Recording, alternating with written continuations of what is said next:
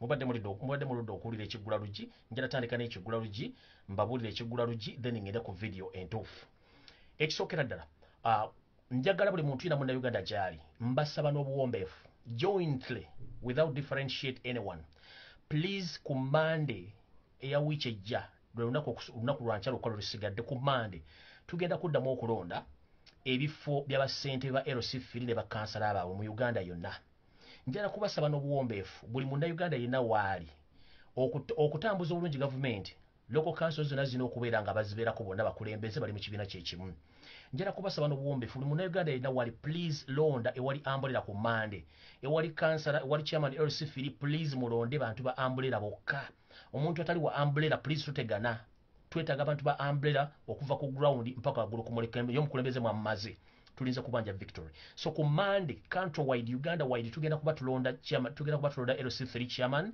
ne bakansala bona bakika ku kikugombola mu ggwanga lyonna please mubukereze enkokola kubanga ntegereko nti NRM agenda kukola akakodyo ako kumobilizing abantu be bajja ku makya balonde then abanajja late basaba mukaga bagenda okulonda bakugjewo oba kuwedde bonga amaze okuyisa abantu baabwe sina kingematira obo obululu bayinza okujjanga oludde bamaze okutikinga abantu baabwe yensobola kibakoze obuvuyo buno so njala bajjukiza nti ekyo kibayita okweberera mu kumande ku makyanga mwakula ku president ku saa 10:11 mubeere ku bifo walonderwamu tulonde bakyamana LC3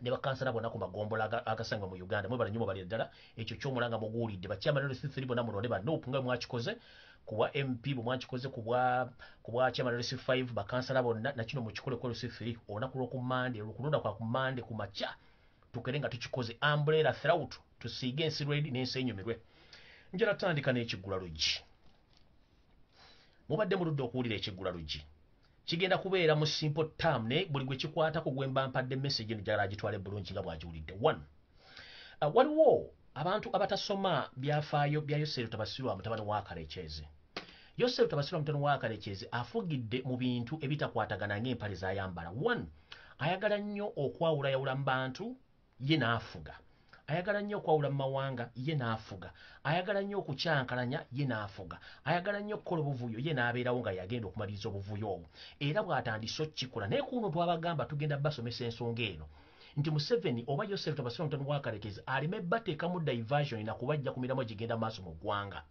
tukimanyi nti okulonda kwabaddewo era Museveni baamukubye bubi nnyo Museveni bamukubye mu history tekibangawo ebyo byonna bye mulabye bakaane essaawa zino biraba bikala kuba tebamanyi bamukubye flat Museveni yawedde 25% kantu wali bamukubye flat ekitakkirizibwa mu nsi yonna ne mmateeka okuswaza bati bamuswaziza flat bamukubye flat kati ekisooka Museveni right now as I speak Museveni ali mu panic ngenda babula gibujjako wansi nkyali ku kiggula luggi Museveni ekigambo kyasinza okukozesa mu Uganda gifuga abadde akozesa ekigambo kibayita divide and rule ne tribal sentiments z'akozesa right now bw'omwalabye njagala kubuuza abantu ba individual okulonda okwabadde tukyali ku kiggula luggi video tennaba tukyali ku kiggula luggi mwalabye okulonda okwabaddewo kwonna gavumenti ya NRM bagikubye ba ministers almost 26 ne bagwa wansi bwe bakubye ne tugenda kubanga as we speak right now no yandibadde eyina bamemba parliament abawera 200 plus naye Museveni bamusindikira mmesi n'amugamba nti abasajja batukubye akalulu tuyinza n'obutawuza bamemba parliament abawera 200 Museveni n'atowa order ng'omuntu nti mutandika okukyusa results okuva mu north mpaka mu east nkiddamu bakyuse results ezavudde mu kulonda eri bamemba parliament n'ezze zenyini bazikyuse kinva mulaba nti okuva eggulu mu north okuyingira east jago mu Buganda wano wasembyo kayunga results zakyuse nenga zakyukidde ku gun point iyo message yayisiddwa bamemba parliament bona basinga omujja banopu mu Busoga region bababye ngate badde bawangudde mu east eri waggulu bonna bababye ate nga badde bawangudde betugenda mu north yo no gikwasaganya yona bababye ate nga badde bawangudde ne bakyusa results kati wano wetugenda ogenda ewali ekinyuso ekituufu kiri luddawo Museveni atandise okuleeta obuzeebwe obukadde nga buyingiza mu Bannayuganda naye nga Bannayuganda babuleetamu twabukadda njala mbabuuze lwaki mulowooza nti abantu ba individual Bannayuganda bo tebannayogera kigambo kyonna ekiyitibwa tribal settlements oba okusosola tebannakyogera kubanga bo bakimanyi nti okulonda kwande kulina okubeerawo naye era akozesa abo bamemba parliament ng'ate baminisita ne ba RDC n'abantu babakadde okutandika okufumba ebiboozeboozi ebyo nti wazzewo tribalism waliwo okusosola mu mawanga okulonda okwabaddewo njala tegeeza abantu abamu nga minisita Esther Mbayo Mama Esther Mbayo Minister wa Museveni wagenze n'okola statement nti okulonda abaganda bakutaddemu tribalism. Njala kubuuza Mama Esther Mbayo, gwe mu Busoga ne Buganda ani asinga ebizibu mu region zino zonna? Busoga ogikoledde ki? If I may ask. Amanya go bakuyita Esther Mbayo, weesimbye mu Buganda, weesimbye mu Busoga? Of course weesimbye mu Busoga. Mu Buganda abeesimbye mbabeera baki? Ebeera unification y'abantu abeesimbyemu. Eyeesimbawo n'awangula oyo ng'agenda. Ekyo tebakiyita tribalism. Omuntu eyeesimbye bamuwaka lunawangula oyo abeera wina. Bino Museveni stories abataddemu ez'emabegeza emyaka gy'emu 8 gy'enkaaga egy'okutambuza ekigambo tribalism. Ani asinga ekibiina kya NRM mu tribalism ne mu State House nga mwali? Mukyala Esther Mbayo kula bino byoliko byonna byaki byakumala biseera bya mbulago fo wano twajja tumanyi nti mugenda kwogera kasasiro ne gombadde mukola kati amuvuddeho Esther Mbayo muvuddeko. Njagala muveeko ebigambo bya Esther Mbayo, ekigambo kyonna kibayita tribal settlement kitandika okukoze. Please mukirye ewa mukyesonyiwe. Bano bakola diversion kutujja ku mulamwa. Ekigambo kya diversion kimu tribalism mukyesonyiwe kubanga tekisoboka mu Uganda. We are united as Ugandans. Mukitegedde ekyo nkimaze. Ngenze ku propaganda atambula owa Somalia ati Museveni simaya amajega UPDF gakubye batamanya ngamba 1989. That is propaganda diversion. Bulijjo nga tebabyogera. Byonna babireta ssaawa zino okusikiriza western countries okumanya nti Museveni alina amaanyi mu Great Black regions etukimanyi bulungi nnyo. Eyo naye badde diversion super mugiveeko. Ngenze ku kirala. Njala kusaba na Uganda mwenna abali mu ggwanga lya Amerika mwenna please mutuyambe muwandiikire omusajja gwe bayita DJ Khalid. Kubanga Museveni ayagala kukozesa DJ Khalid omuleta mu Uganda okumukozesa nga diversion mu zino awards Mama Awards. Zino awards zirimu billions almost 6. Zirimu almost billions 6 za Uganda Museveni zagenda okuteekamu okukyusa abantu obwongo okubalowooza mu Uganda eddembirembe. Ngenda kusaba na Uganda mwenna eyo diversion ya DJ Khalid simanyi ne Mama Awards bagenda okuteeka mu Uganda. Please, that is a big diversion. One mu Uganda abantu tebalya, abantu balwadde tebalina ssente. Lwaki muleeta omusajja America ajja performing mu Uganda? So njagala muwandiikire manager wa DJ Khalid, muwandiikire Khalid kennyini, muwandiikire Senate muwandiikire senator yena akola ku nsonga za culture. Kubanga industry, music industry mu entertainment mwegwa mubategeeze nti tuyulira nti omuyimbi omu America agenda kujja mu Uganda okuperforminga ne sente zagenda okuperformingirako za state za government ya Uganda nga leba na Uganda bali mbuzibu saa zino tewali sente za kulya. Muwandiikire DJ Khalid ne bamanager be bagambe tageza nasale kigenda dda mu Uganda kubanga Uganda wabi nnyo government yechumya abantu ate yamwadde invitation okujja kukola bino diversion yeveewo ya DJ Khalid nayo bagambye. So mukitegeere mu mugambe tagenda kujja mukubire simu tegera bayine simu za mbokubira nyinze maaso. Echa tribal statements propaganda and diversion bagala bajja kumulamwa. Njala kubuuza minister mukulu owenzige minister wenzige gubayita we Masaka yali minister wenzige wagambye nti okulonda kwabaddemu eddiini kwabaddemu n'okuba nti basosodde mawanga. Mukulu bakusosodde mawanga mpozi gwani amanyago sigwe Vincent bamulanga kisempijja. Vincent bamulanga kisempijja manya ga abasajja Baganda. Kati bwogamba nti kwaddemu okusosola amawanga amanya g'amatuufu gwani? Vincent bamulanga kisempijja bwogamba nti okusosola okulonda kuno kwaddemu okusosola amawanga ng'amanya go gwe Vincent bamulanga kisempijja. Kati atogamba otyambw ate abe Masaka Abaganda basosodde Omuganda. Kinjagala okubuuza amanya go gwe Vincent bamulanga kisempijja epiwa Muganda. So when you come out and you start uttering nonsense words that the previous elections, the presidential and parliamentary elections, they were full of tribalism, and you went on and you said that Baganda voted for Baganda, but your true names or your real names, you are called Vincent Bamulanga Kisempija. Those names belongs to Baganda, unless you have been camouflaging in Baganda or pretending you are Muganda, but inside you know that you're not a Muganda. But if your real names you are called Bamulanga Kisempija Vincent, oli musajja Muganda likakwe kuya mizimu egitali ja family yammwe terera woli Muganda wange bwobanga wali mu base enkyamu nga wali nyankyamu enkuba nge kuba vaamu oyambala ambulira enkuba tegenda kukubotambuza ebigere awo nvudde osigenda kulwawo. Ngenze ku mulala. Ngenze ku tata wange Archbishop Kizito Lwanga, Archbishop wa Kampala Archdiocese. Tata Kizito Lwanga ngenda kusaba ekigambo kimu. Enkya ngenda kujja ne full story about you na biki by'osuubira okukola. Naye ngenda kusaba ekigambo kimu nti sitaani w'oku nsi takwambala n'akujja ku bikolwa ebyakujja mu buto ng'oli musosodoti n'okutuuka kati ng'okyaweereza obwa Katonda. Kubanga tukizudde gwe ku muntu abagenda baluzinga credibility mu public nti simanyi lwaki ennaku zino oli nnyo voko mu society ng'oyogera nnyo ebintu ebitakwatagana naddala ku by'obufuzi. Ngera kubuuza ebibuuzo bibiri bwe biti ndyoke nkuddira olunaku lw'enkya. Taata wavuddeyo n'ogamba nti Robert Kyagulanyi Ssentamu akkirize Museveni amwetondere ebikolwa bye yakoze biggwe. Njagala kubuuza oba Robert Kyagulanyi Ssentamu asonyiwe Museveni ebikolwa bye yakoze biggwe. Mukama wange njagala kubuuza ebibuuzo bibiri simply.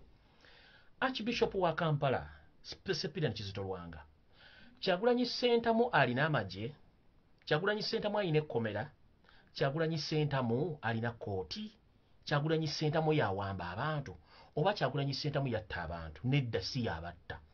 Omuntu gwe wandisindikidde message yandibadde Yosef Tabasira omutani wa Karekezi n'omugamba mukulu Yosef Tabasira omutani wa Karekezi, lekera okuwamba abaana ba Uganda, lekera okutta bannayuganda, mulekerawo okwenyigira mu byobufuzi ebitali byamazima na bwenkanya, ate mulekerawo okukozesa ebigambo ebitiisatiisa n'okugezaako okuteeka obunkeeke mu bannayuganda. Kyekigambo kyewandikozesezza. Robert Kyagulanyi Ssentamu talina statement gy'agenda kukola mbu yeetondera Museveni oba Museveni yeetondera Museveni enseddemu emirembe. No, Robert Kyagulanyi Ssentamu si yaleese obutabanguko mu Uganda. Obutabanguko buleekeddwa Museveni kennyini, yayina emmundu, yayina amakomera, yayina amagye, yayina buli kimu. Kati bwe mba nga ntuuse awo kiba kitegeeza ekigula luggi kiwedde, kati video etandise. Sharing a video. Ekigula luggi kiwedde, video etandise.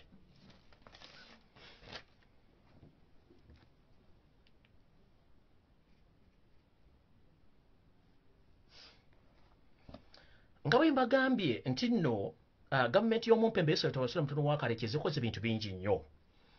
Njala bategeeza mu Busoga Museveni yadeployinzeyo omukyala gwe bayita Kasule Lumumba okukyusa ebyavudde mu kulonda kwonna, era abannabusoga bagamba nti omukyala gwe bayita Kasule Lumumba afuukidde ekizibu whereby nti njala bategeeza mu butongole nti abaminisita ba Museveni bono okuli ne Speaker wa Parliament babakubye akalulu ne kanoga. Omukyala ono n'akozesa amaanyi Museveni ge yamuwadde okukyusa ebyavudde mu kulonda bamme ba Parliament bona abasinga obungi okuva mu Busoga n'abalangirira nti baagudde. Y'ensonga lwaki yeeyita nti w'amaanyi nnyo ng'ate tewali maanyi gaabo. Nakano kankongereko zino nkola flash kati nga sinagenda ku program yennyini. Kano kakubategeeza era kategeeza ensi oba kankogere mu Luzungu. This is come to notify you, to tell you the world that 25 young people were shot and killed in the massacre protest. But no media, whatever, has come out to report such death.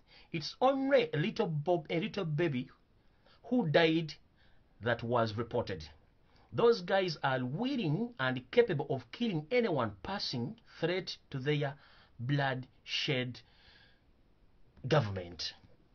Kiri kituzaayo nti abaagamba nti omwana Masaka gwe baakuba essasi yali omu, bakugambye nti abaana baali abiri, abantu baali abiri ne bakuba amasasi, emmotoka zijja ffanga ne zijja ne zibalondawo ne zibatwala, awo bagamba nti battawo omuntu. Kati njagala muntagengere Oweekitiibwa Robert Kyagulanyi Ssentamu, ngenda kukola vidiyo eno, naye nabagambye saagala muntu akola ki?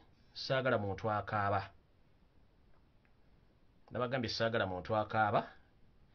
Ya muntagengere Robert Kyagulanyi Ssentamu, saagala muntu akaaba wano. Saagala muntu akaaba. Where?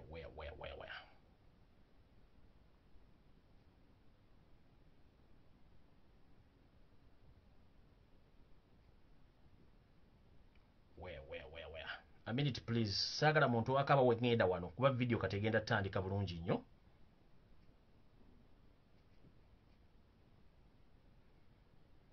Video egenda tandika bulungi nnyo.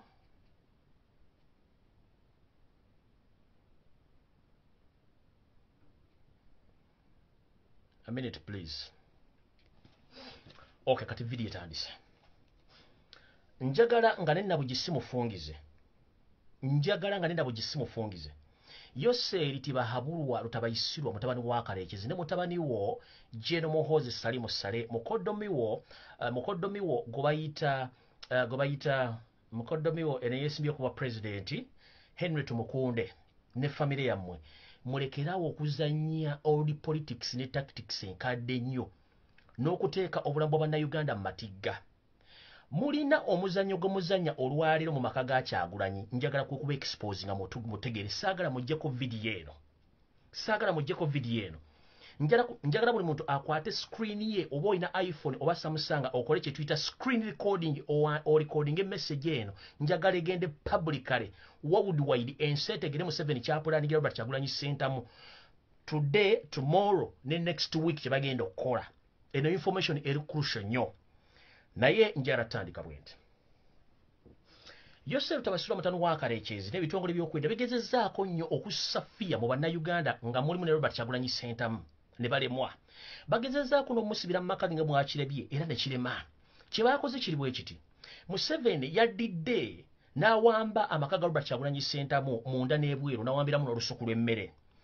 Mu kuwamba olusuku n'amaka ga Robert Kyagulanyi Ssentamu yamulekeddewo maka ge gokka ewasigaddewo n'abaawambyewo naye nga ebikolwa ebakola wano bintu bikyamu nnyo. Njala bagamba Museveni olwaleero oba bakikoze jjo oba olwaleero bapulaaninga okussa ebintu bino wammanga mu lusuku lwa Kyagulanyi. Bapulaaninga okuteekamu emirambo 3 egy'abaana abafu bagiteeke mu plantation ya Robert Kyagulanyi Ssentamu bagiteekemu nga balina ebataddemu okulumiza Robert Kyagulanyi Ssentamu nti yatta abantu bano era okumulumiriza nti baagala mukwata. Museveni ali willing wiiki eno okuyita bandamawulire ab'ensi yonna wepo ne Bannayuganda abasaka amawulire okubalaga Robert Kyagulanyi Ssentamu yatta abantu n'abaziika mu bitooke bye. Munono ekyennaku ekisinga okukwasa ennaku mu bantu bano abasatu abaziikibwa oba bagenda okuziikibwa Robert Kyagulanyi Ssentamu amaze kuba baziikiddwawo. Mulimu Muganda Fono, mulimu Selector Devi. Njala babikira Bannayuganda Selector Devi mufu. Selector Devi baamusse era y'omu ku bantu abaziikiddwa mu bitooke bya Robert Kyagulanyi Ssentamu. Oyo Selector Devi mwena gumumanyi. Selector Devi baamusse. Yoyo Selector Devi.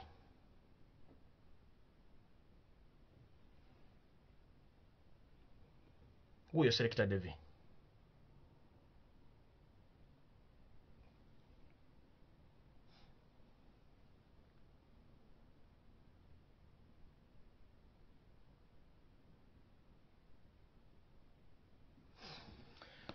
Selector Devi bamukwata which lwebateeka Robert Kyagulanyi Ssentamu under house arrest. Olw'okuba nti bali bamaze okukola search n'okumanya Selector Devi wasula ne balumulumba makage Selector Devi ne bamukwata ne batwala Selector Devi mu drone ne bamubinnyo bamukuba ekigala ky'emmundu ku mutwe ne bamutwala nga embeera y'ennungi. Selector Devi bwe yatuuka eyo gye bamutuusa embeera n'ebambi naye kye baakola eky'obukambwe ennyo kwe kuddira omugenzi Selector Devi ne bamugyamu n'amaaso ne bagasokoolamu ng'amaze omutta.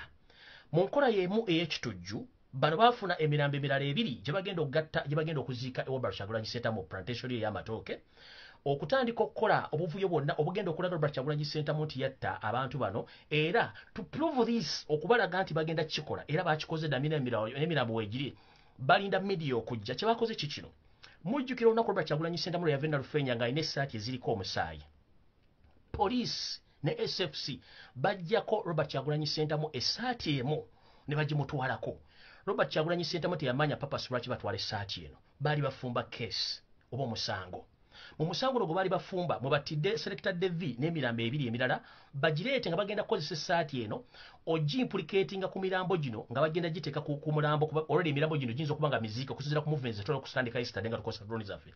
Ng'emirambo gino bagenda giteekako omusaayi guno ogwali ku ssaati ya Robert Kyagulanyi Ssentamu babe nga aba forensics bajja okukola DNA test nga essaati eno gye basanga ku mulambo gwa Selector Devi oba ku muntu omulala yonna egenda kuba emakinga n'omusaayi gwa Robert Kyagulanyi Ssentamu bwe baba bazikula emirambo gino balyoke bateeka Robert Kyagulanyi Ssentamu omusango gw'obutemu okuba nti yatta abantu bano.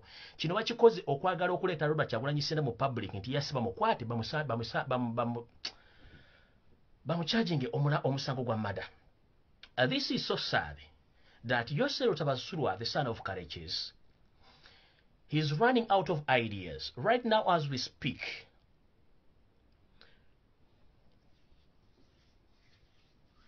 he sealed off Robert Kyagulanyi Ssentamu's house plus his plantation, bar plantation. Right now, he's planting dead bodies, including the friend Robert Kyagulanyi Ssentamu by names of Selector Devi. Selector Devi was arrested 1.5 weeks back, but he was hit badly in the head and he died instantly. So they brought back Selector Devi and buried Selector Devi and the other 2 dead bodies into Robert Kyagulanyi Ssentamu's banana plantation so that they can flame Robert Kyagulanyi Ssentamu that he is the one behind the assassination of his colleagues. If anyone can recall, when Robert Kyagulanyi Ssentamu was arrested in Iluka district during the campaign trail, Robert Kyagulanyi Ssentamu was produced in the courts of law, while some of his shirt or his t-shirt was stained with blood. So one t-shirt was taken off from him by the security operatives without asking him the permission. So they took the t-shirt with the purpose that anytime anywhere they're trying to flame him with a murder case. So they have used that shirt, which is full of blood, and they brought that shirt to implicate Robert Kyagulanyi Ssentamu that is the one behind the assassination of his colleagues, and they buried those dead bodies at Robert Kyagulanyi Ssentamu banner plantation across his house in Magere. So that's the trick Museveni is going to use right now. But as we speak right now, all those dead bodies are there. They are using these drone vans to transport those dead bodies from safe houses until those dead bodies to Robert Kyagulanyi's home so that they can flame him. In the process, they are going to come with the police officers and the Department of Forensics to come and let me check here. To come and resume those dead bodies so that they get those forensics officers to get the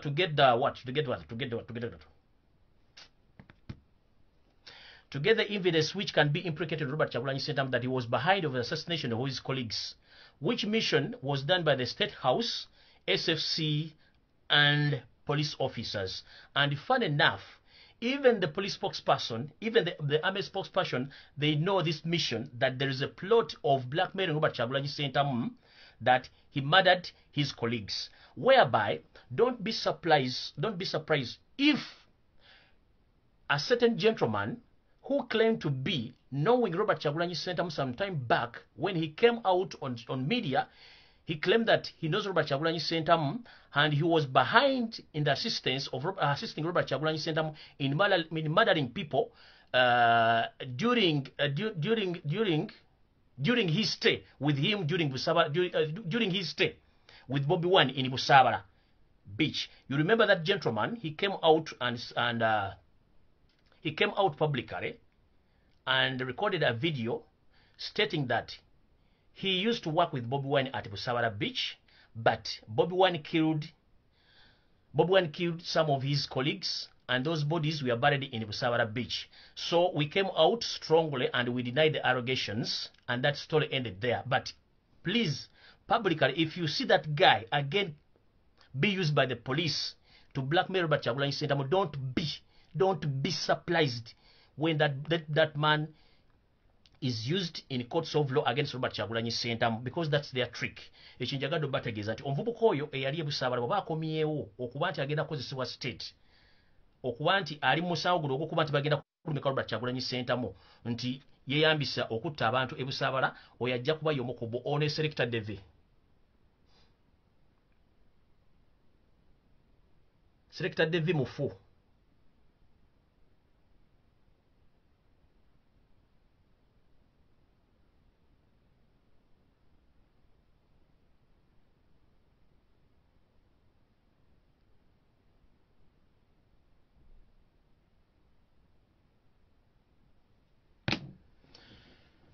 Sina bingi bingenda bagamba. Selector Devi mufu n'emirambo ebiri gibatadde wa Robert Kyagulanyi Ssentamu mu koweri erimu.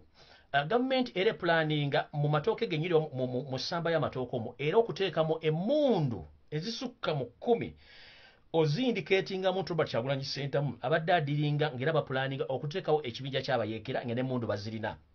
mukiro bakola batya balina bannaffe abalala abali makomera bebachunya okubakkiriza okujja okuwa obujulizi ku Robert Kyagulanyi Ssentamu nti babadde bali mu bikolwa bino naye nga babakkiriza batya okujja okuwa obujulizi mu nsonga eno bakwata abaana bano ne babachunya babasiiba bloka ku busajja ne babasalako ne babakumako omuliro omusajja ayinza okuteeka paasi wansi ku seminti ne babirira ne seminti n'amyuka ne bakulinyisaawo ekyo bwe kiba kiganye ng'oganya okwogera bakwata magalo oba ne dental tools bakozesa amanyo ne bakujjamu erinnyo nga owulira ne bakukkiriza okujja okuwa obujulizi ku Robert Kyagulanyi Ssentamu era wenjogerera abaana bangi nnyo bali mu safe house babakoze ebikolwa bino okukkiriza obujulizi bagenda okuwa ku Robert Kyagulanyi Ssentamu ku mirambo gino esatu gye bataddeyo n'emmundu ezigenda okuziikibwa Robert Kyagulanyi Ssentamu naye nga gye emirambo gye giri olwere kubanga jjukira nabagamba nti bakozesa route ey'ekibira waliwo geeti ya Robert Kyagulanyi Ssentamu esemba gye baganirako babbi ogenda okujjayo emmere gye wansi wali ekibira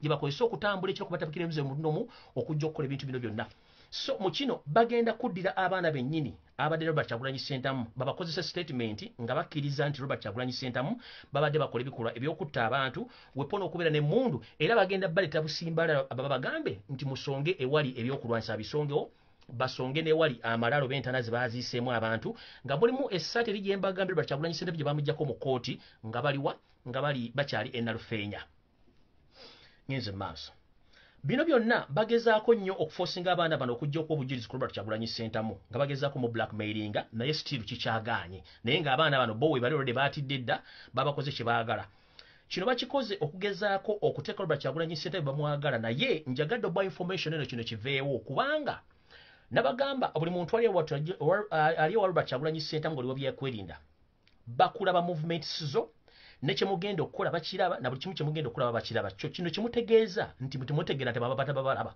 abantu babalaba bulungi nnyo era movements zammwe baziraba naye mwegendereze nnyo ebintu bimu okola kubanga mwandifuna obuzibu okusinga ku mwe mulowooza njala bategeeza Robert Kyagulanyi Ssentamu twogera baziiseeyo emirambo esatu n'ebika by'emmundu bitamanyikiddwa nti ne mu compound ye eri ewasembe wali era situlo emmere nayo bandibanga balina omuntu gwe baziiseeyo owookuna so nga bo baagala kujja ku raidinga n'amagye ne police nga bazze n'obujulizi bwa obufumbirire babuteeke balumisa Robert Kyagulanyi Ssentamu nti yakoze ekizibu kino ngenze maaso kino nno tekigenda kukoma ku Robert Kyagulanyi Ssentamu kigenda kukoma ku bantu bano wammanga era njagala mumbuli nabagamba wano nembagamba buli omanyi nti oli mukulembeze wa Nuupu nga wawangudde ekifo kyonna okubeera member wa parliament chairman LC5 kansala wa LC5 muwulirize bulungi nnyo nabagamba mulekera okucelebratinga mwagana mukya celebratinga nembagamba mulekera ogenda ku TV okubajjako interview mukyagenda nembagamba mulekera okulya ku buli pate mukyalya ku pate nembagamba mulekera okuzunga nga batalina program mukyaganye mukyazunga kati mumpulirize bulungi Museveni apulaninga obutakkiriza namba yonna eyawangula ku Nuupu kubayingira mu parliament abamu bagenda baframing abalala bagenda ba obutwa abalala bagenda batta naye ku bantu bagenda framing emisango egyefaananyizaako egi Robert Kyagulanyi Ssentamu be bantu wano wammanga mumpulirize kuliko owekitiibwa Merdad Lubega Sseggona ono munnamateeka ate ng'akiikira Busiro ey'Amaserengeta bagenda kukola ekintu kimu bagenda okukola Robert Kyagulanyi Ssentamu wegendereze nnyo mu compound yo oba olusuku lw'olina ewuwo oba ku faamu yo yonna gy'olina etamanyikiddwa bo nga bagimanyi bagenda kukola ebikolwa bino omukulu Mathias Mpuuga akiikira ekibuga ky'e Masaka owekitiibwa Mathias Mpuuga bagenda kukola ekikolwa kye kimu kye bakoze Mukama Robert Kyagulanyi Ssentamu naawe kebera mu bintu byo mu makaago oba kebera mu bimu ku faamu zo z'olina bayinza okujja okukola ekintu kyo kimu Segirinya Muhammadi owe Kawempe Segirinya Muhammadi nkulabudde emirundi egisinga obungi ne Segirinya ogaanye okuwulira Segirinya muganda wange ensinga bw'ogiraba abantu b'osinikira amannyo munnange amannyo bakusekerako ga kitundu Segirinya nakugamba mu vidiyo ne ga munnange oyinza obutalayira naye oyinza okugaa nti Lumbuye mulaguzi ne Segirinya kendeeza okugenda ku TV Segirinya bagenda kuwa obutwa Segirinya bagenda kukuba eryasobola okutega accident ne Segirinya ogaanye okuwulira oba olina urban excitement Katonda yamanyi Segirinya wumulako bere waka mind your own business mulizootinge ku ngeri gye mugenda okununa mu Robert Kyagulanyi Ssentamu ne Victoria President ebintu by'okwemulisa ono akuyise ono Robert Kyagulanyi Ssentamu ali mu maka gali isolated mwe muli mu kucelebrating abasinga obungi ne muganda Segirinya Muhammad ne banno Segirinya tuulako ewaka Segirinya tulako ewaka nze nkulumirirwako nga muganda otukulidde mu ghetto. Otherwise bw'otakyusaamu eyakola ejja kuba esiridde nze nkubuulidde. Oba olina mputtu oba malala oba ban excitement kyali wange balowooza nnyirako bayeekera. Gwe bagenda kuwa interview ekijja okuwesa interview genda obuze Buseyi kyanja ajja kukubuulira gy'ajja obutwa. Nkubuulira genda obuze Buseyi kyanja gy'ajja obutwa. Abakujjako interview tekuli wadde ejja kuwona 10 genda mu parliament kwesimba abadde Robert Kyagulanyi Ssentamu mwali isolated. Mwali badde mutuula kati nga elected members abamemba ba parliament chairman Stephen Bakansa ne munoonya solution engeri gye mugenda okuteekawo force omukulembeze waffe okula nti bamuta ne buli omu ali ku lwenze ngende eri ngende no please mutuuleko wansi mumanye nti singa Robert Kyagulanyi Ssentamu mwali badde temuliwo muli mwenna. Eno is just a general message. Please all elected NUP members, mostly MPs, district chairpersons, all LC5 councillors, please get together as new elected leaders of NUP. Gather, share ideas, the way how to force Museveni's government to release Robert Kyagulanyi Ssentamu and to reclaim our victory. Rather than celebrating or moving or rattling around, because soon or later you are the main target. Museveni is planning to eliminate one by one. Please stay warned and stay where you are. Just gather together and plan for the next plan to rescue Kyagulanyi Ssentamu and to reclaim our victory. Ekyo kyo kibagambye. Omulala gwe bagenda okukola ekintu kino mbagambye yewe kitiibwa Mathias Mpuuga. Mama Meya w'e Masaka omulonde Florence Namayanja. Mama Namayanja nawe wegendereze oli ku lukala luno. N'abantu mwenna abakulembeze aba LC5 ne balira bonna ba NUP namwe mwegendeze ekintu bagenda kibakola. Mukitegeere bulungi bagenda kibakola. Nyenze maaso. Muntagi ngero sero tabasira mutano wa Karekezi. Yosero tabasira mutano wa Karekezi mubadde ne meeting olwaleero mu State House Nakasero. Ne bifunga sinagenda mu State House Nakasero. Museveni ensi za Africa ziganya okurecognize nga kyekisooka. Europe eganya okurecognize kyokubiri. America eganya okurecognize. UN eganya okurecognize. Bakugamba ekigambo kimu. You are not the official elected president of Uganda. You rigged the elections. Ekimanyi. UN yakubidde essimu nekugamba we are not ready to support you in any way, either security wise, financially. We are not going to support you because we know the elected person is Robert Kyagulanyi Ssentamu. Either you hand over power to him or we are out of your negotiations. Essimu wagifunye olunaku lwajjo nobeera mu panic. The same day Robert Kyagulanyi Ssentamu came out publicly and gave a very warming speech to the public which went on record. Tewali munda Uganda mu record yali akozeeko live negenda mbantu akakadde taliyo. Kubanga omwami ono bamanyi mu nsi yonna yawangulira president. Abantu balabye video eno mu nsi yonna ne bagira bagamba wow. Museveni kino ekintu kyakujje mu mbeera olunaku lwajjo wadde wakafirisivinga essimu okuva mu UN nga bakugambye you are not recognized as elected president of Uganda. Kuba Uganda bayogera nti balonze omukulembeze waabwe mpya Robert Kyagulanyi Ssentamu.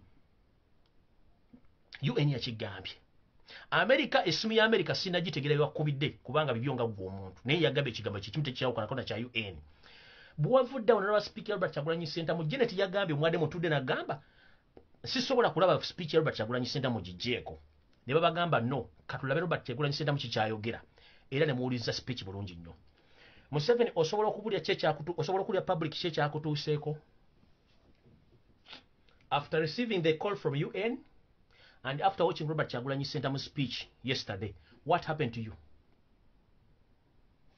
Wafunye pressure ne sukali ne zikkubira immediately. Bakuyodde obuyozi okutwala mu kasenge kwaliwo. Ne bakuteeka kaka inchi kakafaliso inchi 2. Era nakati toli bulungi mu mbeera okuba nti sukali ne pressure zalinye after Robert Kyagulanyi Ssentamu amaze okukola speech yabadde marvelous. UN ekubidde essimu n'Amerika ekugambye nti byoliko tetubitegeera. Ekyo ng'okivuddeko oli mu shock. Omugenzi oba no ng'oli mu shock awosoko simbe wakati. Okimanyi bulungi nnyo nti buli muntu yonna gye wayite yakuwa amaanyi ag'emisambwa n'emizimu. Gwe tomanyi lwaki abantu bano bavuddewo. Era tomanyi lwaki bakudduseko. 1. Omukazi gwakozesa nga mu State House eyayitanga Mumbejja Bwanga yakuddukako kubanga emizimu gyafuluka.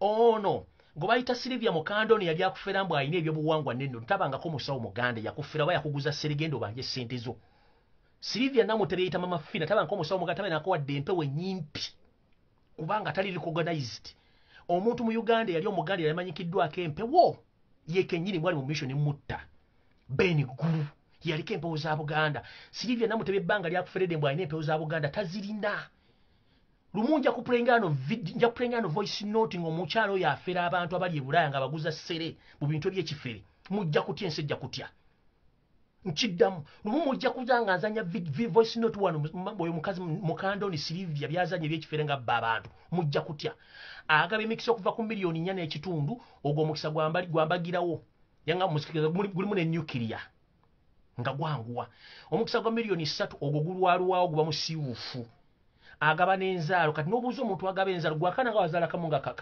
kabumbuzi we kati wazaala kafiina kamu tosobola kwewa ddagala gwe n'ozaala obwana busooka kwobo obadde n'abasajja mudidi kyoga abasajja badde tebasobola kuwakisa mbuto so Museveni abantu bonna badde bakukolera eddagala bonna bafudde one Namutebi akulimba nti musawo muganda tabanko wadde lubaale wadde omumpi wadde n'akamuuyu mufere kubanga omuntu yali omutufu yali empewo za Buganda yali Kateebe ne mugoba iyo program jajidda mwencha owokubi yali Beni Guru omusawo yali chairman w'abasawo Baganda bonna mu Uganda bweka yine mukolo kujjukuji na mama fina ne mujjawo ne mulyo kwa muleeta ono mama fina omufere ne mugenda muleta ne kulannama n'essimu bbi mulwadde ne muleta ebba kabona Jumbe yali agenza okufera abantu b'ebusoga mbu agenda kwefuula bujjaggaali nga tekisoboka emisambwa gya busoga mirala nnyo gya bujjaggaali si gya Buganda kabona Jumba gwe kennyini bakuwasa buwasa omusajja bakuwasa bati atosobola kubeezawo makaago tolina kuwadde mpona oli mufere mutunda sere ku makubo n'emmumbwe ez'ekisiru muli mu kubba bantu abasa tumaze bakutegeeza bulungi ti bonna bw'oba banja ssente ziba bazikuwe kuba tebalina kye basobola kukola nothing they can do tebalina kye basobola kukola tuzze ku bwanga yakuddukaku emizimu gikyuse ekyo ne kigenda omusawo omunyarwanda eyali abeera eggaluga era naye yali akusamirira amanya gagenze I can't recall the name right now nenga amanya ago nagoogera naye yakuddukaku yaddayo e Rwanda twabadde tuli awo ng'omusajja akulimbidde ebbanga Bisaka nga yasinga obulogo mu East ne Central Africa ng'ayita mu ddiini sima United sima ebikoze bitya olaba Bisaka ye kennyini ngenda kubuulira public ekyasse Bisaka yagamba mu 7 don't worry about this boy but Kyagulanyi Ssentamu I will handle him because all my powers belongs to me and you Kyagulanyi nobody Ssentamu can't defeat you and can't gather even 1,000 people on a certain rally Bisaka we yagamba nkimanyi olaba mu 7 kuliko you are watching Bisaka we yagamba ekigambo kino you are well contented n'omuwase n'omwana security but like what you didn't know that time bwe beetuuse ng'ekintu okuwa kiba kirina okuggwawo Bisaka agenda okulaba Robert Kyagulanyi Ssentamu rally gye yasooka okukuba Bisaka was shocked the second rally Bisaka was shocked n'agenda mu nsaasi ze n'anyenyama ye n'agamba biga nti tujja kusaasubula kukulira mu 7 amayembe n'ebitega n'emisambwa gyagaana Bisaka pressure emunyiga bw'atuuka Kyagulanyi yogera mu north n'agikuba n'agiyiwa wali Bisaka entunuusi zimukuba mu bigere Kyagulanyi ajja mu Busoga Bisaka amaaso gamutwakala n'enviri ziddamu zimera pressure zimukuba Bisaka agenda okulaba agezezza okubuuza ku balogo banne mu church mulaba Kyagulanyi Ssentamu ajja mu West kagwamu okumanya Kyagulanyi ojooga nnyo era buli muntu yenna akutya wooli wootudde boyi wange kasita wagenda Ebunyolo n'okubalaale n'ogenda gye wagenda n'okubalaale Bisaka we yakoma pressure ne zimukuba bamutwale Nairobi Nairobi bagatebiso okutuusa gye yafiiridde gye batayagala kwogera Bisaka yafudde lwa pressure Robert Kyagulanyi Ssentamu olw'okuba nti yalemba mu 70 emisambwa gigenda kulemesa Robert Kyagulanyi Ssentamu okufuna obululu yali afunye mu Uganda Bisaka n'afa pressure yafudde pressure tokyalinawo mulogo wadde n'ogu nekisooka Bisaka yafudde omusawo munyarwanda abadde akola emizimu gyo yafudde bano mafiira bonna bafere bakula tewakyali gw'olina kulaba tokyalina gw'osobola kulaba bwanga naye yakuddukako tokyalina ky'olina kulaba kati bw'obanga kati ku nsonga ya Bisaka nga ngiwummuzaawo Kyagulanyi oli w'amaanyi olaba otta emisamba nga togikutte nako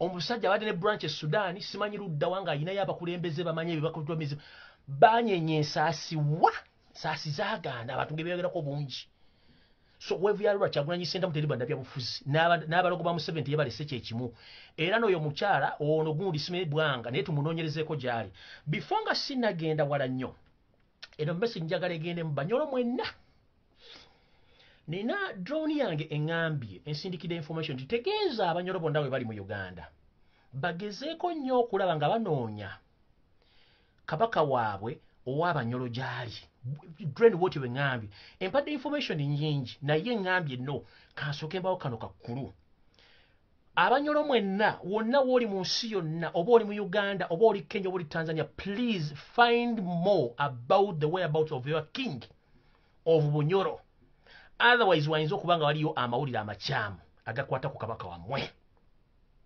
Museveni alina system emu bwatta tageti ye asailensinga bonna bamuliraanye n'abasailensinga n'abajjawo so silence eri mu bwakabaka bwa Bunyoro whereabouts eza kabaka wa Bunyoro alaminga so ngambye Abanyoro mwenna mugende mutandika okunoonya ewali kabaka wammwe gyali otherwise drowning gisindisezeeyo ekuŋŋanya amawulire naye nyinza obbaletera amawulire nga si malungi okusinziira ku drowning kyeŋŋambye ngiyinza obbaletera amawulire nga si malungi naye nkyabawadde omukisa mugende munoonyereze kabaka wammwe gyali currently otherwise amawulire si malungi aga drone y'owa kabaka wa Bunyoro wengakomeza mugende Abanyoro mwenoonyeze Bunyoro kitala kingdom buli omu gyali Omunyoro noonyeza kabaka waali otherwise system agitegedde wano wengendo ogambira omumpembe oba taata waffe ow'ekitiibwa Sepiriano Kizitolwanga Archbishop wa Kampala Museveni ngafa abamusomeni tumumanya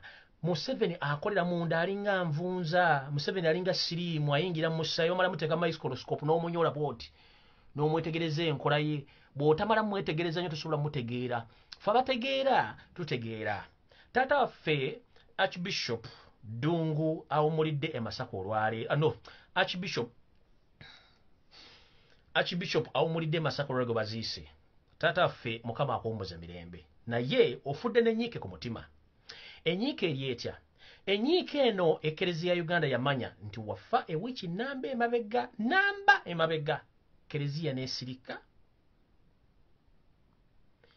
eddwaliro ne lisirika ne bakubikanga enkoko y'omutamiivu kubanga omutamiivu omwenge gumuggwerako wagamba enkoko yange erudda wanginywemu supu nsobola okuvaako hangover eyo gye bayita Musevenirism mekanirizimu ye gy'akozesa amawulire g'Ebunyoro nga bwe gabagambye ye system kati etambula abantu baffa Museveni n'amyutinga media piu n'amyutinga community piu n'amyutinga family piu n'amyutinga police be piu n'amyutinga media be piu nga teri muntu ayogera ye olunaku lwasazeewo okugjayo omuntu tageti ye nti yafudde ng'amugjeyo ng'amuteekaawo nga musansabagalamu ewiiki naye ng'ekyo kiwedde yamaze okkiisa oyo gwe bayita Museveni do you copy Museveni nvunza Museveni kawuka kasiriimu kabeeramu olina okubeera ne microscope okanoonya bwoti n'okeetegereza n'okazoominga okafuna okumanya enkola yaako kati abatannamanya kawuka kano temujja kategeera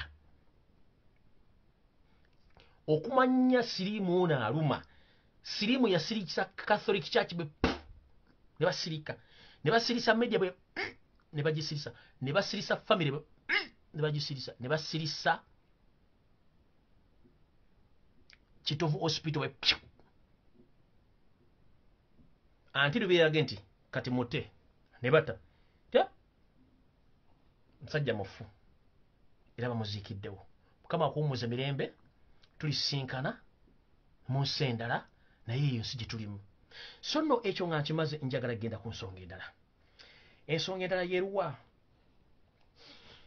Museveni olunaku lwaleero obadde ne meeting gy'obadde nayo mubaddemu meeting endakasero mubaddemu gwe kennyini Amama Mbabazi Jimuwezi Katumbu Amara Museveni kennyini Janet Kembabazi ne Muhoozi Kanyero gaba meeting gyembadde mu State House endakasero kibadde mu meeting eno muli mu kusala entoto olwokuba nti pressure zibatimbye amaaso gabatwakadde embuto zibakuba obugalabi nga gwe bakwatidde mu bwenzi omanyi baba bakwatidde ku muka musajja naye obanga olikanya muligola Moses obulima abwefunza n'olabanga n'amaaso mu nju mw'oli ng'olinganga ali mu katandaalo akakyamu so Museveni saa zino waatudde njala bagamba kino mukijja ku nze Museveni alinga omusajja gwe bakwatidde mu bwenzi mu njumba y'omusajja ng'omusajja akonkonye tototototo ne bw'obanga obadde bakuyita kafulo mu kkalakata ekiwojjolo jajja n'ogenda mu nnyumba y'omusajja oba omanyi nti omukazi talina musajja oba alina omukazi oba alina omusajja but the moment ng'oli mu process n'owulira akonkole bayo ne bw'oba wamize maanyi ga kisajja bye tuyita vayagula obulimmo atomanyi bulaga bwe pyu era bwesibira omulu bwa amaaso ne gatandika okutwakaala oba totuyana notandika okutuyana omubiri ne gukogga essaawa eyo n'onoonya woyita mu kitanda nga tojjaawo n'oyagala ennyumba ekumire nga tesobola kukumira n'oyagala oyite mu baati ennyumba eriko siiringi n'oyagala oyite mu ddinisa nga mu ddinisa tojjaawo ng'oyinza n'okulaba wali akambe oyinza n'okulaba amafuta ng'osobola okwokya omuntu ajja naye nga you can't manage kati ye Museveni right now is paralyzed.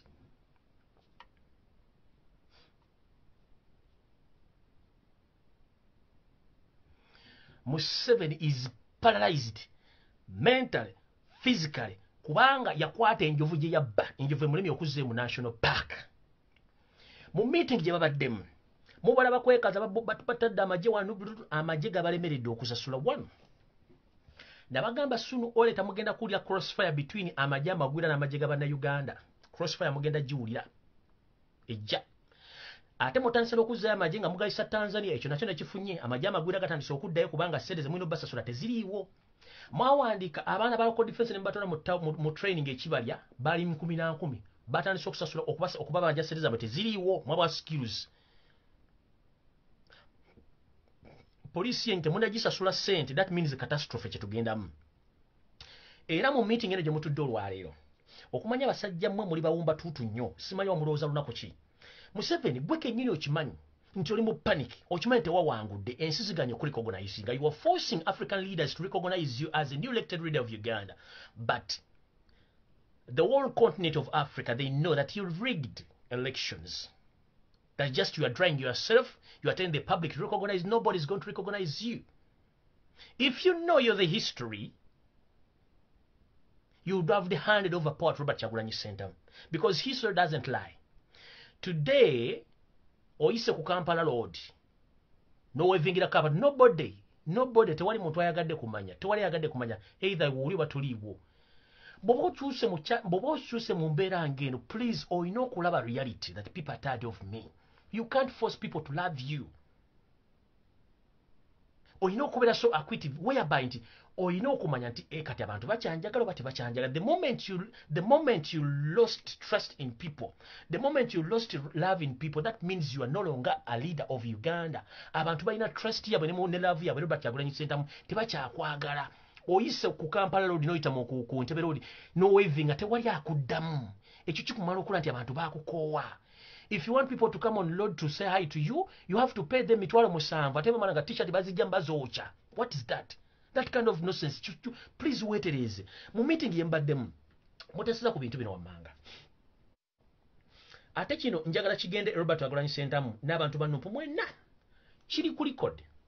Museveni takolako ndagaano ya muntu n'agituukiriza era mbalayirira mu linnya lya Katonda gwe nsinza namugereka ataateeka mpagi ku ggulu okwo nga yakyusa langi zonna z'ayagala buli ludda ayagalira enzirugavu enjeru eza kivuvu ebwezitya n'ateekako ne rainbow gwe tuyita musoke n'anywa amazzi ge tutamanyi bungi bwago. Museveni ku nsi kuno takkirizako okukkiriza ndagaano egenda mirembe nga bw'agyagadde tatuukiriza ndagaano tekibangawo. Endagaano ya Nairobi ya mulema, endagaano zawa za mulema, zonna zagenze n'abadde nga negotiate okunegotiating ensendera still amaliriza akoze buvuyo. Mu meeting gye mbaddemu olwaleero mugambye yes tuli ku pressure tuli ku panic kubanga you ere bagambe tebagenda bali recognizinga temusobola kufuna loan wadde aid okuva mu nsi yonna nowhere. That means n'abantu baloko be mutandisa okufubitiza mubakuba embigo tebagenda kusasula musolo bagenda kujja wa sente era kino kigende buli MP gwe balonze chairman of filime ba parliament bwe musiruwala musimu muli mukujaganya essaawa zino Uganda terina ddene ekikumi kyegenda basasula muwame ba parliament chairman of 5 until nga Kyagulanyi president. In fact let me state it like this. Whoever think that you won, that you are a member of parliament, chairman of C5 and all LC5 councillors, that you think that you've won and you are celebrating, please, it is high time to sit down and resort to the system of reclaiming your victory so that Robert Kyagulanyi Ssentamu become the new elected president of Uganda, fail to do so, what would international bodies, they have not yet recognized yourself to the side of courageous, including international government, banks, and UN. So, if you are jubilating, celebrating, who is going to pay you? Nobody's going to pay you, because even the indigenous Ugandans, they're not willing to do business with Museveni's government. Even the international banks, international governments, international bodies, they're not willing to work with yourself to persuade the son of courageous. That means Uganda is going in a mess. So you are celebrating, thinking that you are in the office, you are going to gain money. Please, temugenda kufuna de chisente na chikumi nechi. Ila muselebrating ila bwena Robert Kyagulanyi Ssentamu si president. Temugenda teri agenda basasula musala kuba sente teziriwo. Teziriwo. UN yakugefe tetukumanyi, America gete kumanyi, European Union gete tukumanyi. Kati ogenda kola nani? Tewali temuni egenda kujja sente agenda basa ninga kupapula mufune sente. IMF ekulwa yo America, ekulwa European Union, ekulwa UN anagenda bwa sente. Teri agenda bawa sente. So nekyo mukimanyi. Mu meeting gye mutuddemu ngera bwe tugamba nti obusiru butta enjoka ezirumanyirizo bw'amala okufa gyobera zigenda kulya kwani kye tuyita obusiru butta. Yosef tabasira mutano wa karekezi olimu kutta bannayuganda b'owamba ku machano olw'eggulu n'obateeka mu safe house. Eyo example oba ekyokulabirako kibeera kirungi nnyo Republic nedda. Okukwata abantu abadde bawangudde n'okisaliza kisi zaabwe ekyo kyakulabirako Republic nedda. Gwokolowooza nti ojja kukozesa amagye okweddiza obuyinza by force kikola nedda. Kati gwokulowooza Robert Kyagulanyi Ssentamu mu meeting gye mutuddemu timugenda mu force oba mugenda mu seducinga oba musikiriza ajje mutule ku meeza mufune dialogue muteese ku ngeri gye mugenda ogabanamu buyinza. Naye nga mugenda ogabanamu buyinza mu planning mufula vice president oba prime minister wekibadde mu meeting eni olwaleero. Naye bwe mmala okuteesa nabana abantu ababazze mudda mu kisenge kyammwe nebbaawo ne kafamira katono nnyo akatwala abantu 10 ne mugamba no. If this man accepts to be the prime minister, yes, we are going to work with him for full complete year. But towards the end of that year, we are going to assassinate him, either by poison or by crashing a plane. Those are two options. Kati zino zibira negotiation ki? Zino zibira negotiation ki ze mugendamu? And who's ready for these dialogues? Kubanga Museveni tukumanyi government yote tukiriza ndagaano. You are planning for a dialogue, you are keeping on kidnapping people, you are killing people. The same time you are planning to kill more people and you are seeking for dialogue. Who's going to accept this nonsense? And then after negotiating with the person that you've agreed terms and conditions, now again you go behind the doors, you start discussing other issues. They how to eliminate this guy. So mu planning is okugana mugenda mu seducing ajje mu wa prime minister wa vice president. Thereafter ate mukoleka meeting akaleke mbaddemu mugambe le tugenda ku making sure within the process of 1 year tuba tugenda mujjo tumuwa obutwa oba tumuteeke mu nnyonyi nga mwakola Salva Kiir ennyonyi ekurashinga afe nga mutumya ku mission oba wa oli driver oba pilot wa mugenda tuteeka mu nnyonyi akurashinga ennyonyi afe. Mu bongo bwa mukola lunaku ki? Abagenda okubanga muli mu dialogue be mutumye omumpembe mwagala kuyita mu Buganda Kingdom nga mukozesa Charles Peter Mayiga ayogere mukama we Ssaabasajja Kabaka Magulu Nnyo ndi Mutebi w'okubiri mufune meeting Robert Kyagulanyi Ssentamu kuba mumanyi Robert Kyagulanyi Ssentamu asobola okukkiriza nnyo mu Kabaka. But let me inform you this, Mr. President. No, sorry. Let me inform you this, Mr. Yosef Tabasirwa, the son of Karekezi. As we Ugandans, I'm stating this statement open. As we Ugandans, as we speak right now, we are unstoppable. We are not willing to negotiate with your interim government as we speak right now. We need our victory as Robert Kyagulanyi Ssentamu, the new elected president of Uganda. We are not interested in any dialogue or negotiation. And any plan which I've already got here that you are planning to use His Majesty the Kabaka of Buganda, already Mwenda Mutebi w'okubiri, to negotiate with Robert Kyagulanyi Ssentamu, that one can't work out because His Majesty the Kabaka, he's less concerned about politics. It's you yourself and your cabinet, you wrote it categorically in the Constitution of Uganda that all traditional leaders, they are not supposed to participate in politics. So why do you involve His Majesty the Kabaka of Uganda in practical politics activities? It's you who wrote it in the Constitution that all traditional leaders in Uganda, they are not supposed to participate in politics. How dare you, at the moment, you are in panic. Nobody has recognized you as the president of Uganda. Now you are trying to involve the Kabaka to come as a middleman or a negotiator between you and the person you cheated. You think Robert Kyagulanyi Ssentamu is a fool? All Ugandans, we are fool. We are not fool. It's we who elected Robert Kyagulanyi Ssentamu Bobi Wine in that office. And you occupy that office longer because you cheated. You know that you cheated. So please, of His Majesty Ronald Mwe, or His Majesty Ronald Mwenda Mutebi Wokubiri, or the second, in your dirty politics agreement, he's less concerned because it's you categorically who wrote in the Constitution that all traditional leaders are not supposed to participate in any political activities. At this particular moment, why do you involve him in this agreement? Himself is under isolation, monitored by your forces, SFC. You don't allow him to associate with his subjects. You don't allow him to get out of the country. He's nowhere to be seen. And sometime back, like one year back, you poisoned him. You wanted to kill him. So now you want him to come. You want him to come back into your trace so that you can hunt him again. Please, that one is not going to work again. Leave all the traditional leaders out of politics. We as Ugandans, it's we who elected Bobi Wine jointly. Don't Baganda, don't Soga, don't Nyoro, don't Konjo, don't Gisu, not the Northerners. All we Ugandans, it's we who voted Robert Kyagulanyi Ssentamu. And our main target is to reclaim our victory. That's all. We don't need any negotiation between your government and your family. We need our victory. That's all. Ekyo nkimaze ngenze ku kirala. Mu meeting eno tobadde nnyo voko. Olw'ensonga nti wafunye dda pressure ne ssukaali byakulinnyo olunaku lw'eggulo era wabadde bubi nnyo nga Robert Kyagulanyi Ssentamu amaze okwogera nga ne UN ekkubidde essimu n'ofuna pressure entonnoonsi kabootongo byonna n'osooka n'oblackingamu ne bayita abasawo ababadde okumpi kubasula kumpi ne State House ne bajja ne bakutandika okukolako nakati woobadde nga embeera si nnungi kuba tobadde voko nnyo mu meeting omwo nga n'okwogera tolina maanyi googera. Njala kugamba ekigambo kimu. Tugamba nti ekita ekitava ku ssengejjero kifuuka wankindo. Essaawa zino eri abeegomba okuba $2,000 Museveni olina buwumbi.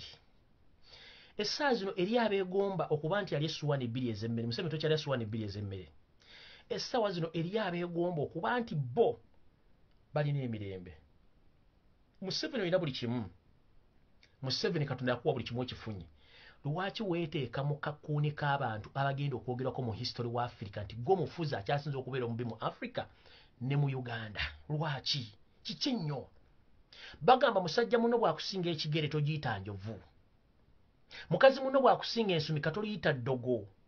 Essaazi Robert Kyagulanyi Ssentamu yakusinza ensumi keryo si ddogo. Mukisa gw'abantu nakwagala. Okitegeera gwe okweremezaako obanga akutte enjovu n'ogiteeka mu kaveera ate n'ogisitula mu bbanga kaveera kagenda kuyulika era kyoliko kati essaawa zino. Mukulu mbadde nkusaba n'obuwombeefu leka kutwala ggwanga mu mbeera embi kyogamba nti walwanirira. Kubanga ku Mande we twogerera gwe ne mukoddomi wo tumukunde mulina enteekateeka ezibuzaabuza eggwanga. Mwaddidde omumbatuutu omutoletoole omugwagwa ayina amatu gamulinganga obuujjo buno obwadda bwe twapimanga mbutto oba mafuta ono gwe muyita simanyi mabere mambiriizi looyo omusirusiru atategera mutoletoole mbwagenda wawo omusango ogw'okuba nti Museveni weeremeza mu buyinza mu busiru ng'ogenze mu East African Court. Tukimanyi mabiriizi male mukozi wo. Ekyamutute mu East African Court eno diru eriwo between you gwe ne mabiriizi male ne mukoddomi wo ono abuzaabuza ng'afukaana aba. Henry tumukunde. Henry tumukunde tewabadde wadde ne mu kyokuna tewabaddemu. kati gokwata amabere babiri agenda wabe mu East African Court Museveni yatuta obuyinza mu busiru mu buki ebintu bino mubirekere nga abantu abategera one presidential candidate oba baloya be balina obuyinza okugenda okuwa Mabirizi Male oli presidential candidate bakubye batya mukozesa Mabirizi Male a blocking kati kamba ulemu dilo libweti akalukali aka 2016 akagwa Richard Kano Kiza Besige yasinga akalukano olwo bali mu game yawe ne bamu blocking lewe obutawa omusango guno ne basindika omuntu atakwata wadde kyakusatu amama mbabazi nagenda mu kooti mbwawaabe automatically bali bamaze okublockinga Richard Kano Kiza Besige okuteekayo omusango n'ebyo by'okulonda na kino tumukunde yabalidde mu 70 kansindike mabiri mu East African Court then ate next week musindike mu High Court awo abateke court injunction mu 7 baleme kulayiza nenga bakikola automatically nga balemesa Robert Kyagulanyi Center ayina obujulizi bwe tubuuza Mabirizi Male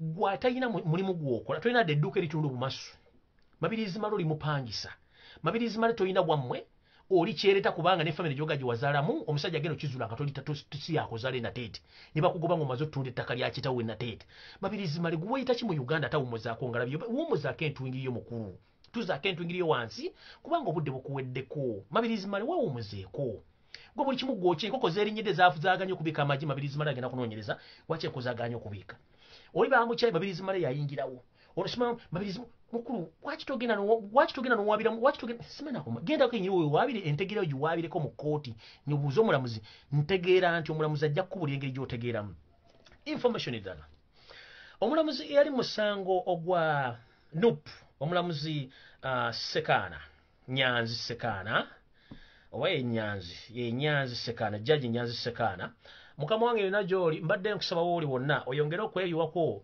oyongere okweteekako ebikunta ebimala kubanga abantu abanoonyezebwa mbalamuzi wabo okugibwa gwe Sekana gw'omu kubali ku line so Yasini Nyanzi Sekana please wonna wooli please gezaako nnyo okuba nti weeyongerayokko oba weekwekamukko olw'ensonga polisi gyefunye ku balamuzi bagenda okugibwawo gw'omu kubo mulamuzi Yasini Nyanzi yali musango gwa NUP nkusaba gy'oli yonna ogezeeko okwekweka nga n'obudde bukyali kubanga gw'omu kubali ku lukala Museveni lwayagala okumaliriza nga obudde bukyali ekyo nakyo kibagambye ensonga endala mbabulidde ekyatumukunde kya planninga ku blockinga Kyagulanyi ogenda okuwa omusango guno kati nja kusaba lwe banupu bonna before nga obudde bukyali kuba tusigaze ennaku ntono nnyo okuteeka omusango guno mu kooti nga bwe tukyalinda ekiddako kubanga tulinda mande singa kooti tewalukusa Kyagulanyi Center mu kufuluma mu njuye awe tutandikira olw'ensonga Museveni akimanyi nti bwe yali agenda mu siko okulwana mu 1998 amakubo gonna bali bamaze okugaggala ag'emirembe Museveni bw'ogala Robert Kyagulanyi Center mu okutambula okuva mu makaage kiba kitegeeza kooti wagiggadde Kyagulanyi Center mu mukatidde waka yawangudde yes oli mu kutta abaana b'abantu yes ate blocking a peaceful way of demonstration nakyo bw'okiggadde olinda ki bw'onyigiriza nnyo ennyinda eno ebiseera ebisinga ogireeta omusaayi si bwe kiri nti ye bannayuganda bakugete bakyakwagala ekiddako kigenda kubeera ki ekyo tukyevuma njala kugamba bannayuganda kintu kiri kimu bwe kiti nti ensi zaategedde Museveni ze yajjako amagye nti yali azireese kukola bikolobero kati kino njala kigende eri abazungu mwenna I would try to encourage all foreign bodies and international governments that whoever deal with Yoseri Tibahaburwa, the one who cheated our victory in Uganda, you are dealing with the wrong person. However, he comes ever in those summits stating that he is the only man who can manage East and Central Africa security-wise. But that is a trick. He's just blindfolding you.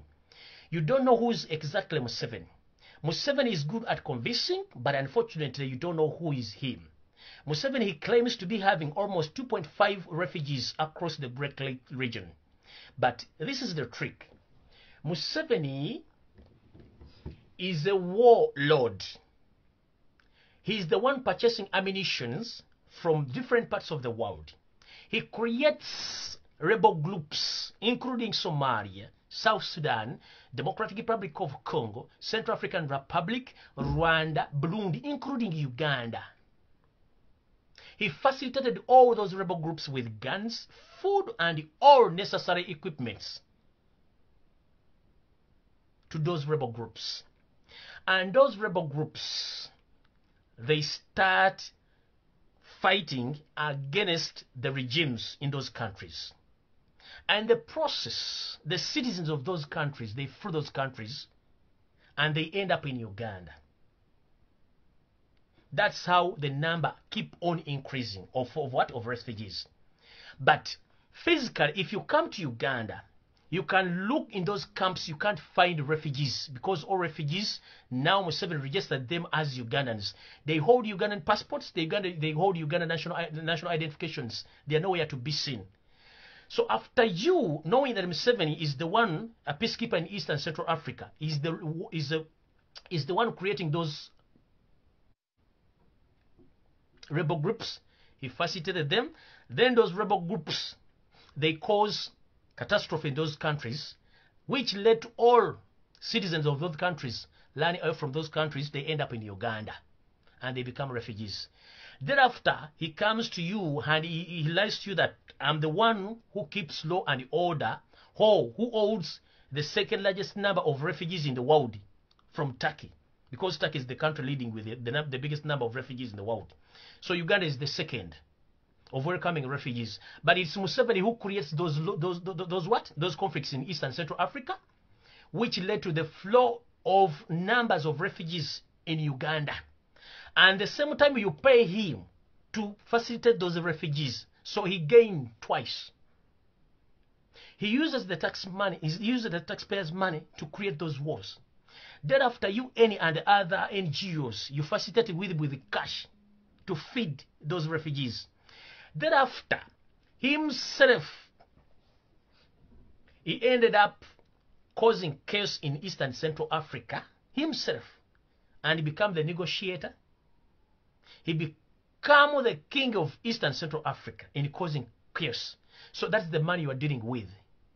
You understand? He creates war in Somalia, South Sudan, Central African Republic, Congo, Burundi, Rwanda, including Uganda. And if you want to witness that, UN, please come and witness all those refugee camps. If you find those refugees there, please, you will say that I'm lying to you. But it's Museveni who created those wars, which lead to the flow of the numbers of refugees in Uganda, whereby he uses those numbers to get money from you and uses that money in his own benefits. That is Joseph Tabasula Mtanwaka, the son of Kareches. You don't know who is the hero is that man. That's why he feared to lose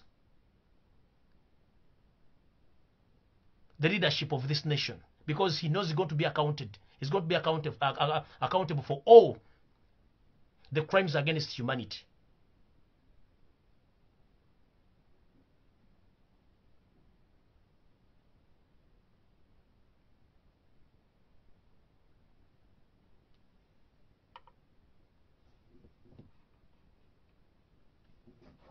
So ekyo njagadde bakitegeere bulungi. So ngenze ku kirala. So ekintu kya Museveni okupulaninga nti ye agenda kukola ki?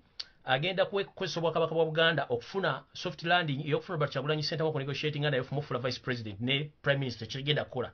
Kubanga bannayuganda be balonze bonna so si Bwakabaka bwa Buganda. Era Kabaka mbadde nkusaba Ssaabasajja Kabaka Magulu Nnyondo ebintu bino tobyetabaamu. Kanjala boka fresh news kano katono nnyo jala bo fresh mbawa information mbagambye Muganda affe selector Devi zembu yagezi kunta ekyo kyonki bagambye kati njala boka bu fresh news buno mu butegeke bulungi nnyo mumpulize bulungi nnyo mbawe bu message buno ndio kenfubutuke ngende wano.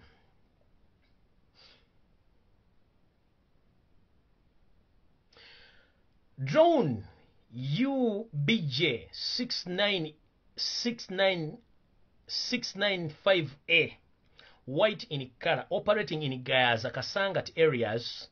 This drone is full of guns, rotating around in those areas, kidnapping and killing innocent civilians and drop them in swamps. Emmotoka ya kika kya drone eri mu langi emmyufu ngeri ku namba UBJ 695A mu kala njeru. Eno drone ejjuddemu emmundu etambula mu bitundu ebyekasangati ejjuddemu emmundu egenda ewamba abaana b'abantu ng'ebatwala ne batta ne babasula gye baagala. Mumpulira bulungi? Tugenze mu maaso. Okutandika n'essaawa 3 zino zaadde zajjo bwe nafudde fresh news eno eza Uganda. General Katumba Wamala has been restricted on his movements from now. General Katumba Wamala atandise okuteekebwako obukwakkulizo oba ekkomo ku ntambula ye okwetoola Uganda oba Kampala bamuntalinga nga basuubira nti ayinza okuba alina ekyamu kyagala okukola. Ngenze mu maaso. Obo fresh. General Muhoozi has called a meeting to armed forces commanders in Uganda. Place is in Lumbuye barracks starting at 11:30 p.m. yesterday. Yatandise ssaawa 5 ez'ekiro ez'akawungezi kajjo. Drone zange zagenze otuuka nga leeti kubanga jjo nadde nnina okujja naye ate engeri y'okwekalakaasa mu New York nesobola kujja naye nga kansoke embereka. So message zembawa zadde zajjo neera kiba kitulaga nti waliwo ekigenda mu maaso. So General Muhoozi Kanyirugaba called a meeting of armed forces commanders in Uganda. Place was in Lumbuye barracks.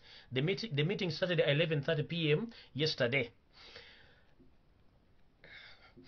Kafrasha Karakasumakat. As we talk now, meeting is still being held at Nagulu Police Headquarters office to see how they can put all NUP MPs under house arrest. Please inform them all. Hakonoka deka fresh. Kanoka sumabekati. Nti wotwogerera essaawa zino tegeeza nti waliwo meeting egenda maaso ku kitebe kya polisi ekikulu e Nagulu ng'era omulamwa omukulu ogutuuziza meeting eno gwa kukwata bammemba parliament bonna abalondeddwa aba NUP okubateeka mu buwaze okubateeka mu mayumba nga batebabakkiriza kutambula. Ne bantegeeza mbagambe nti mukikole bunnambiro nga n'obudde bukyali temugezaako okubeera nti muzungazunga ng'era we mbagambye wali. Ngenze mu maaso. Tonight or tomorrow morning, General Tumukunde will be having a meeting with Janet Museveni, unknown place. Ye meeting eri jemba gambye baddewo mu State House e Nakasero leero. Muwulidde bulungi. Tonight or tomorrow, General Henry Tumukunde will be having a meeting with Janet Museveni in unknown place. Kati bano omanyi oli cousin brother wa Janet bayinza okuba balina meeting before ebadde nga tekwatagana n'eno naye jjukira babadde mu meeting olwaleero. Kati bano balina kye babala bonga ababiri. Tugenze buno fresh news. The Uganda human rights guys have meeting with the president at the State House at 1 a.m. in the morning. Yabadde yajjo. Kati omanyi Museveni alina obuzibu. Buli kintu kyonna ayagala kigazeetingira kuye nga akyegazeetingira. Kati n'abaana ba human rights nabo yabayise bonna okubakanga n'okubasiisa baleme kwogera ku nsonga z'okuwamba abantu n'okubatta. Kankaddemu. Uganda human rights guys, they have a meeting with Yoseri Tebahabulwa Rutabaisirwa, the son of Karija, at the State House at 1 p.m. in the morning. That was yesterday. The meeting took place. Ebirava mujabiraba. Ngenze maso. In the meeting at Lumbuye Barracks, they are planning to see how they can meet Bobi Wine on the table because West countries have warned him. Kati bw'owulira message eno naye kugamba nti Museveni yafunye phone call okuva mu UN. Eno fresh message eflashinga ne kyenabagambye nti Museveni yayise meeting ye meeting eyo eyabaddeyo olwaliro ku makya ebaddeyo olwaliro ku makya gye mbagambye gye babaddemu ne bagamba bagenda ku discuss nga Robert Kyagulanyi Center mu we forward bagala kuyita Musabasajja Kabaka Magulu Nyondo kankabadde mbulungi. In the meeting at Lumbuye Barracks, they are planning to see how they meet Bobi Wine on the table because West countries have warned Museveni. Together, Mashoka fresh color. West countries need to recount all votes and see all the DRC forms. Ensi ezebunayira nalesuza amagulu mengulu zagambye so tabasira mutano wakale kizikusimu. Twagala obulu bonna budi bwomu okubala era twagala kulaba ku DRC forms zonna ezavudde mu bulu buno. Njala bagamba omumpembe Simon Wakama talina DRC form neji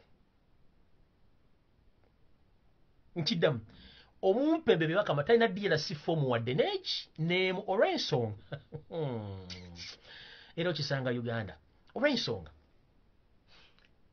buli kitongole kirina kye tuyita website ekibanja ekyetongodde ku mutimbagano gwa internet omuntu kwasobola okugenda sekinoomu n'ateeka mu Gola Moses Uganda Electoral Commission official website n'oteekamu no searching nga n'ofuna results zonna nga bwe zaabadde okuva kuwa president mpaka kuwa chairman C5 owadde na kuzivuvuddeko. We twogerere essaawa zino ekibanja kya Uganda Electoral Commission tekuli wadde result neegi eyavudde mu presidential, parliamentary, chairman C5 ne bakansala tekiriyo ekibanja kikalu. Ani alina okuliisa ekibanja ekyo oba okufeedinga ekibanja ekyo results zibeereko. Keka kikoko by'okulonda ne Samuel Bakama. Kati Samuel Bakama bwe kibanga ekibanja okulina okubeera ebintu ebyensi yonna ebirabe tekirikyo. Ani gwe walangiridde eyawangudde?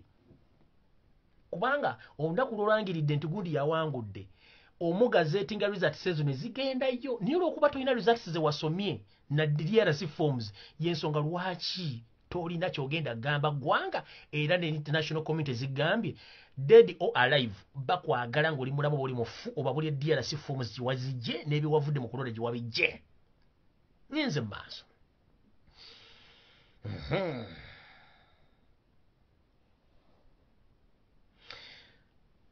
Those Western countries, they need a recount votes and DRC forms from the Electoral Commission. That's why they needed to meet Bobi Wine, Stroke and all commanders. Force, panic. Nabagamba tota chibenga todanjike ne nyandusu, panic. Tugenze mass.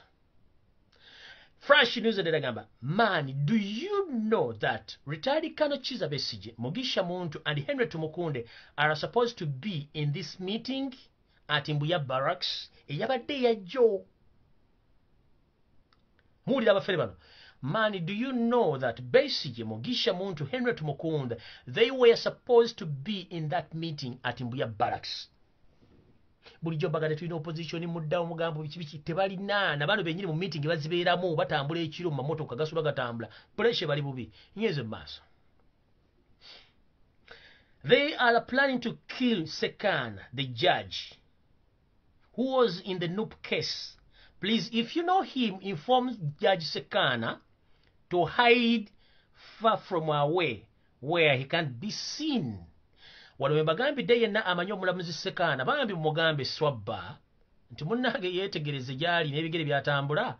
Information emu ku bafulumidde mu meeting eno mu Fresh News zembawa wano Fresh Message zembawa egambye nti man, if you know Judge Sekana, please inform him that they are planning to kill him, so inform him to hide. Ngenze mass. Fresh Message regama. Dr. Rina Zedriga, they are planning to kill her.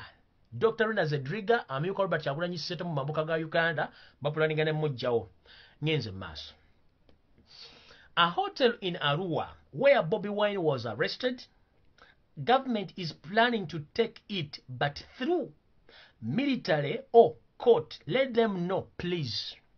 So this message goes direct to the owner of that hotel in Arua, where Robert Kyagulanyi Ssentamu was arrested.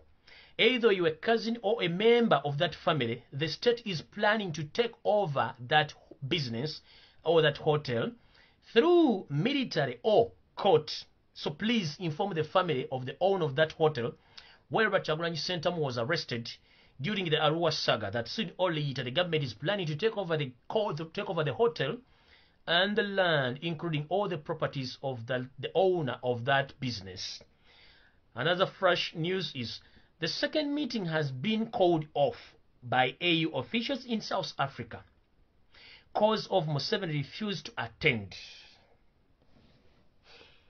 A second meeting has been called off by AU, that is African Union officials in South Africa, because Yoseri Habulwa Museveni refused to attend the meeting.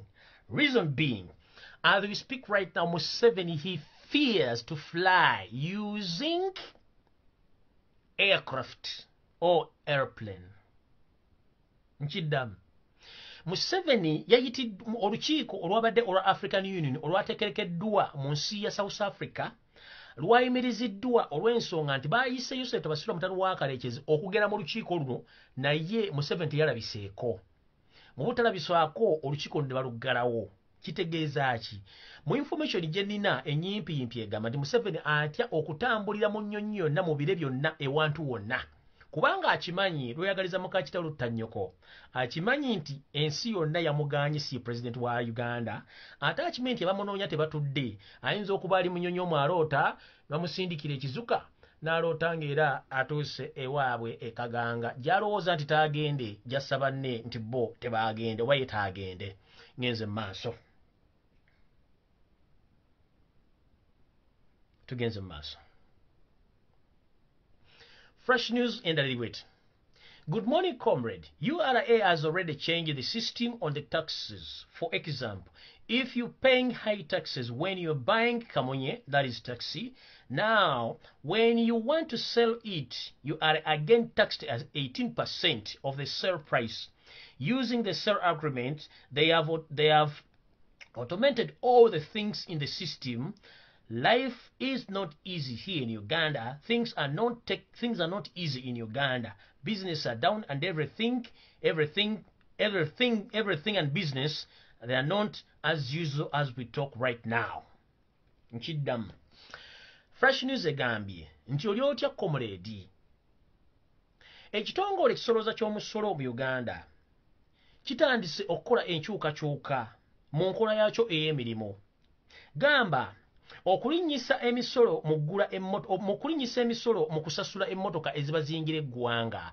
Katugambe nga zino emmotoka ezikolebwa mu by'obusuubuzi nga kamunye kye tuyita taxi. Ne bakugamba ne bwoba omaze ogigula ng'omuneeba omaze ogiyingiza mu Uganda ng'ogikuze. Ate era bakutegeeza bataddemu enkola endala. N'oba otunda emmotoka eyo era bakuteereddeko omusolo ebitundu 18 ku buli 100 ku ssente z'otunda emmotoka eyo ku ndagaano gy'okola. Kubanga bw'oba otunda emmotoka eyo olina okuleeta kaadi y'emmotoka eyo. Kaadi y'emmotoka eyo olina okugenda mu poliisi okugiverifyinga ne mu URA okumanya ne nannyini mmotoka eyo. Katosobola kutunda mmotoka nga gw'ogiguzizza tamaze kuverifyinga kaadi y'emmotoka eri mmanya gaani era yasasula omusolo. Era olina kuddayo kutegeeza URA nti emmotoka ngenda gitunda eve mu manya gange gende mu manya goono. Kati wano bakukwatira akawaayiro kano we kagamba. Ono n'aŋŋamba nti ebyensuubula ne bizinesi mu Uganda tezikyagenda bulungi era abasinga obungi tugenda zivaamu embeera etandise okutuzibuwalira. Ezo fresh news ngeze mu maaso. Ka fresh news akane kagamba zino fresh messages njala bwa information kubanga mubadde mu ludda okundaba. The state is planning to kill Byabakama so that they hide the evidence of stealing votes, or Byabakama to leave the country, to leave the country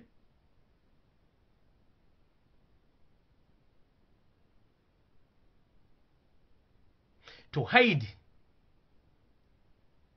from being questioned in the courts of law, where he got all the results. He announced that Yosef Tabasula, the son of Karekezi, he was the new elected leader of Uganda. Mukategedde.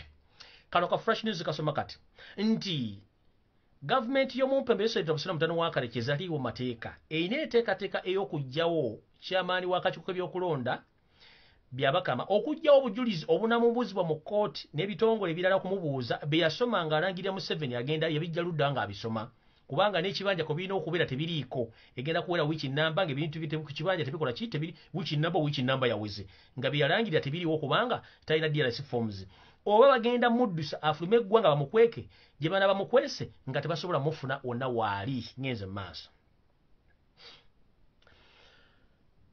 Era messenger negamba nti government y'omumpembe Yosef Tabasula mutano wa Karekezi etandise okunoonyereza ku bitavu by'abasirikale abanene mu government nga bwe bakusanga nti oli musirikale mu kitongole kyonna ng'oli munene naye ng'olina ssente ezisukka obumbi obubiri. Ssente zino bagenda zikwata baziteeke ku nvumbo bazisibe kubanga bakimanyi nti mugenda kuba abamu abatandika okusasulira ssente okuyeekera government y'omumpembe Yosef Tabasula mutano wa Karekezi. Those are fresh messages in English. The state started investigating the bank accounts of their own UPDF senior officers. Once they found more than 2 billion Ugandan shillings on their accounts, all that money is confiscated because the government is in fear that some of their officers, they're under investigations of promoting rebel groups and they want to unseat Yosef Tabasula, the son of Karekezi. Mwikitegedde bulungi. Your fresh message egenze. Ngenze mass. So after those officers get to know the information about the state investigating about their accounts in different banks, even the officers, they've started changing their names in those accounts so that they prevent the government from confiscating their money on those accounts. So now, all military officers, mainly the one on high ranks, they are in fear of being imprisoned and their money being confiscated on accounts. Ngenze maaso. Kati kano ka flash message nakabagambye. Naye sigenda kwogera mbagambye. Abanyoro mugende eno flash message nje bagaye bugambi abanyoro mugende munoonye kabaka wa mujali gano kange sigalize. Mugende munoonye kabaka wa mujali wa abanyoro. Awo sigenda kusukkawo kukabanyoro e flash message kanji baleke najibagambye dda. Sigenda jongerako. Mba jongerako nja kumala kutumira drones zikomewo zimpe information ndala kwata kuno ku nsonga eno ndio kenzije. Ndoza mu mpulidde bulungi.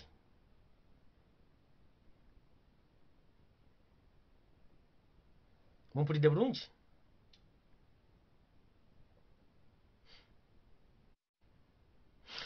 Akala kakano. Manyi saime babakama owulira. Kagamba wait kati. Please, if it is possible, ask the EC boss or the chairman of the Electoral Commission as to why they have not displayed all the results after announcing the winner of the campaigns. It is now a week after the polls because NUP can use it as an evidence demanding results. Please inform and tell the public to demand the victory of Robert Kyagulanyi Ssentamu because the EC boss is in fear and in a panic. Even if you go on their website, there is no any kind of information about the previous presidential and parliamentary elections because they are not displayed anywhere on their website because Simon Bakama lacks the DRC forms. He announced Museveni on gunpoint. He can't testify in the courts of law where he got all those results which he laid to the public that Yoseri Tibahamurwa, the son of Karekezi, is a new elected president of Uganda because he doesn't have the evidence.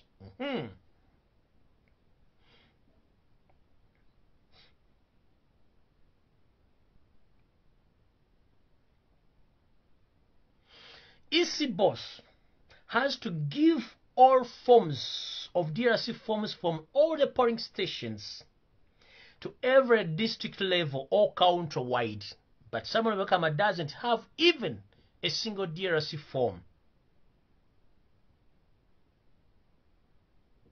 And that's the reason as to why all state operatives, they're looking for DRC forms for NUP as to destroy the evidence that Museveni won the elections while he lost completely. Because if you can ask Samuel Bakama all the DRC forms of the previous elections, this indicates that if you count all the DRC forms which were properly arranged by you vote, Museveni didn't even get 25% of the vote.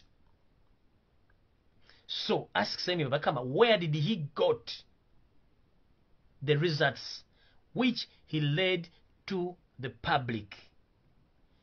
Eyo last information. Mpozi nga maliriza njala kubategeeza mwenna nti bannange mubeere curious nnyo ebikolwa ebikoleddwa omumpe beeseta basirwana by'okwerinda okuba nti baplantinze emirambo Albert Kyagulanyi Ssentamu n'emmundu era nga muganda ffe Selector Devi zembuyaga ezikunta yoseta basirwa mutano wa Karekezi ne banne bamuse era nga kiga bamuzisse mu bitooke bya Albert Kyagulanyi Ssentamu n'emirambo ebiri emirala gy'emirambo esatu era ne bateekamu n'emmundu mu maka ga Kyagulanyi. Kino bagenda kikola nga basinziira ku bujulizi batandise okufumbirira ndoza mujjukira Albert Kyagulanyi Ssentamu bamujja na Lufenya nga ayinako essaati ezimu zaaliko omusaayi ezimu polisi n'ezimujjako n'amagye zezimu ku ssaati ze baakozesezza okuteekamu keesi zino okwefaananyiriza nti DNA banaagitwala okuleeta DNA ejja kuba yeefaananyiriza omusaayi gwa Albert Kyagulanyi Ssentamu wale bajja okufunira aba forensics ne bajournalist okonfaminga nti obujulizi balina abutufulumika Albert Kyagulanyi Ssentamu okuba nti ye yatta bakyalibe n'okuba nti n'emmundu ze balina zize. Kati wano njala kubuuza enanga polisi isose mwayi ne CID kafankuna eyo nabulowolo nsekere njala babuuzaamu intelligence mwagisomerawa mwasomerawo really intelligence. One simple question. Mwawamba makagalo Kyagulanyi Ssentamu ne faamu ye yonna ey'emmere ku kibanja kye ne mugiwamba ne mugiteekamu amagye. One, mupamye bwe musazeewo ebyayi Magere yenna awunye empitambi. Ngenda kusaba the Inspector General of Police Okoth Ochola and Peter Okech, CMY, ISO, UPDF and Foreign Forces. Please stop shooting around Bobi Wine's home and in the neighboring areas. People of Magere and the residents of Magere, they are complaining that the wall of Magere is stinking because you are shitting everywhere. There is no toilet. There is nowhere you ease yourself. But you are easing in people's compound. You are easing yourself in people's gardens, including Robert Kyagulanyi Ssentamu plantation and garden. The wall of Magere is stinking of your shit, please. Peter Okech, the Deputy Inspector General of Police, Okoth Ochola, the Inspector General of Police, CDF Mohoz, CMY boss, ISO boss, with much respect, we ask you to remove all your full forces from Magere, because soon or later, cholera is going to invade those people, because the place or the area called Magere is full of shit from your planted soldiers there. No toilets, nothing they use. After eating, holding guns, from there they shit everywhere. Please mugende muyambe abasajja bammwe mubajje Magere. Abantu b'Amagere bakomplaininga abasajja babasaze ebyayi buli basanze bagenze bapamapamu kaga system efusenga ya India Mahatma Gandhi bere yago babazungu yalagira abayindi ogenda nga basanze bapamawo bakigubo muzingi tayagala bintu bichafu. Kati Mahatma Gandhi yakozesa akakodyo naga abayindi mugende nga mupamapama buli wamu yere kyovula abayindi bakyali mu omuzo okupamapama ko kubo ogende wawe buyindi bapamapama ko buli mukubo. Kati please enkuba bwegenda otonya abantu b'Amagere bonna bagenda kulwala n'ebitundu bisigadde okubanga abasajja bapama mu nzija bapama mu nnimiro amaka gakyago ne gajjudde empitambi gajjudde kasasiro.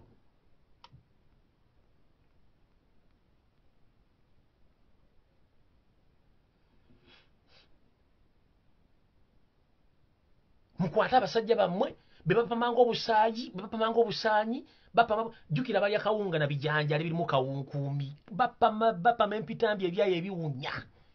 Musajja Robert Kyagulanyi Ssentamu ali mukalina naye ensi emuwungirira efuuse ekizibu.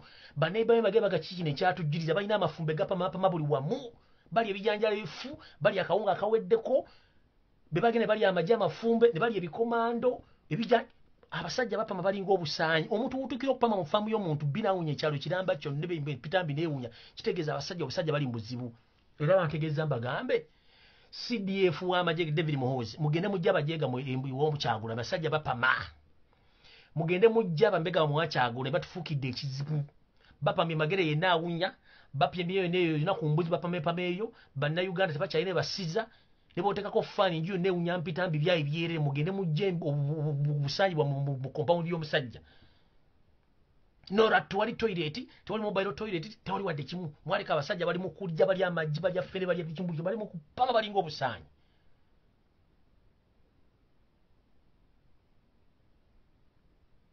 Mufukafuka buli wamuti. Omusajja ali ku buzibu. Kati kanzo kenzire wali wembadde.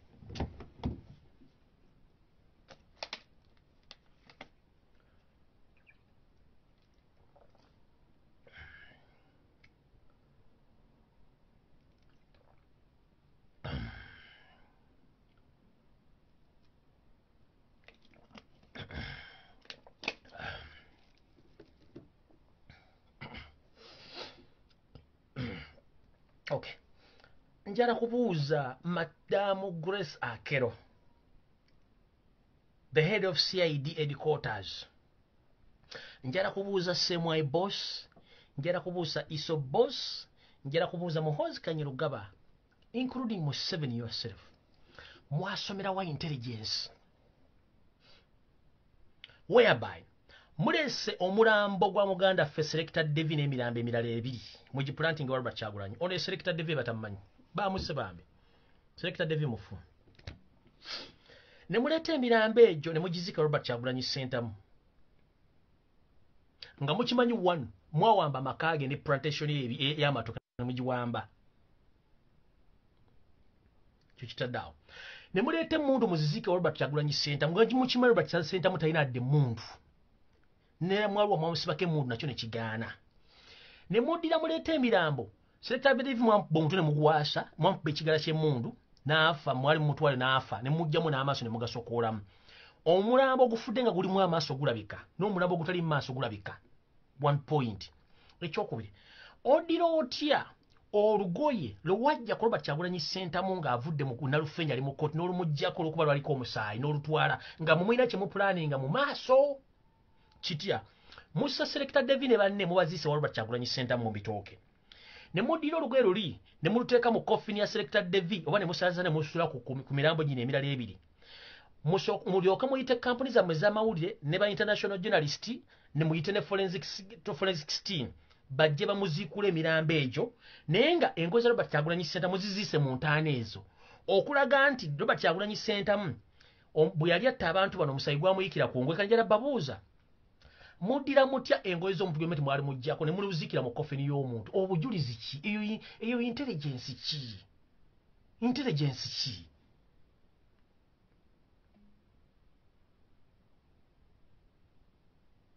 eyo intelligence ki mumulooza mu Robert Kyagulanyi Centamu bwe yatta abantu bano omusayi gwamuyikira ze zine saati kubanga mukimanyi omusayi ne baguba gukaze bwe bagutwala mu laboratories basobola ogutuntraizinga DNA y'omuntu n'efuluma nanyini musaayi ogwo kati mwe mulwagala kulozesa ensi nti kubanze nze njuwa omunnyo mbata kati bino mbiye mugende baboyi mugende muziikula emirambo gyammwe n'emmundu zammwe munonye mugiteeka nkiddamu iso semwayi poliisi n'ebitongole byo by'ekisiro bitumba mugende muziikula emirambo gyammwe giri egi esatu gye mutadde wa Robert Kyagulanyi Centamu mugende muziikule mundu zammwe muzitwale nga nina bugisi mufungize ebyo bibuuzibuuzi bimwakola nga myaka gy'ekinaana ne mu myaka gy'ekyenda nga mufuleminga abantu Robert Kyagulanyi Centamu temugenda mufuleminga ebibuuzibuuzi bya kisiru mwaddide olugero lwe ne mululeeta mulugase ku mirambo giri mbu DNA eveeyo mbu yali mukwetaba mukutta abantu bali muzisa ate nga mwata Selector Devi mwamutta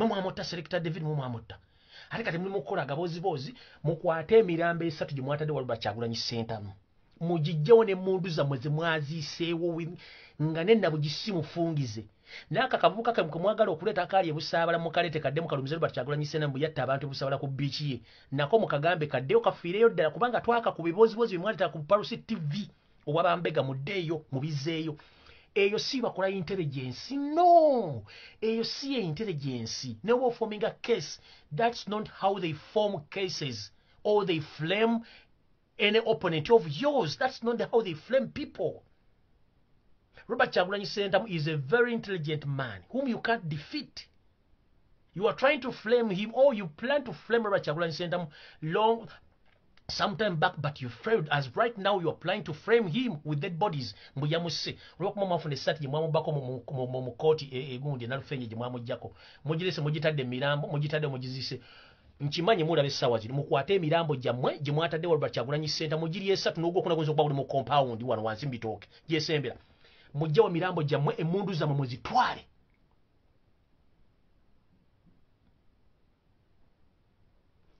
mubijeewo eyo ddiiru nfu bwe mba tebwasoma it's none of our business arrogance yammwe it's none of our business luzi yammwe it's none of our business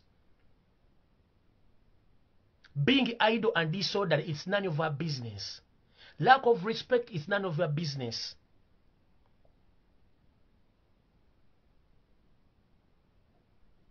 for us we are ready to claim our victory imukuli byekisiru mukwate emirambo gya mwena esatu giri mu bitooke bya Kyagulanyi Centamu manju ku side y'ekibira eri gye mwagistadde kubanga mwateka amagye gabadde gakuumawo olaalongo ogumu muyina go plantinga wano mu compound ne mundu era mwazitaddewo ne coffin mwazirete nino tunde bana kugamba nolaba akakolwa nkazanyira mu musiri ogwateganya nnyini gwo yino kajjagalaza obugulu bawo mukafero yaga nti amagezi gaba ga mutwe so si mugejjo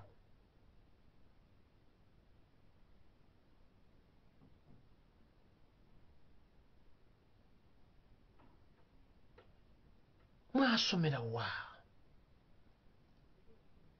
mwasomera bakulu nofuna abasajja abakulu twatera embundu twazimba amagorofa twavuga zibenzi ate kafuwa ate head waggulu mwatera embundu mwatunga obwogerezi mwatunga ettaka mwatunga emotoka mwasula magorofa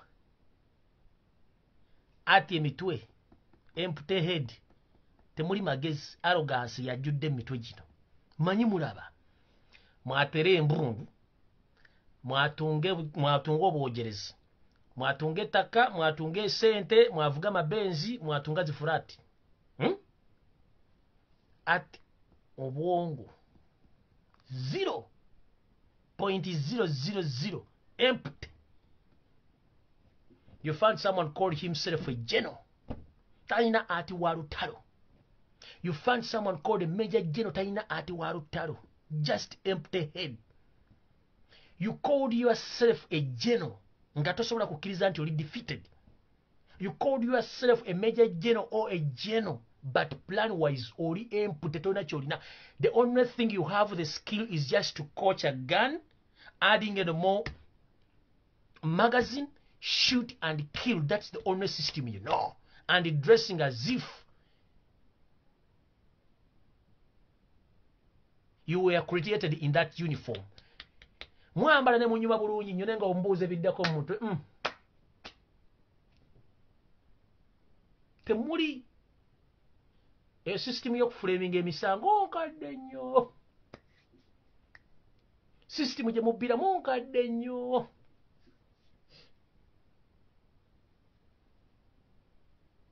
Byonna mulina bikadde nnyo. Bifu.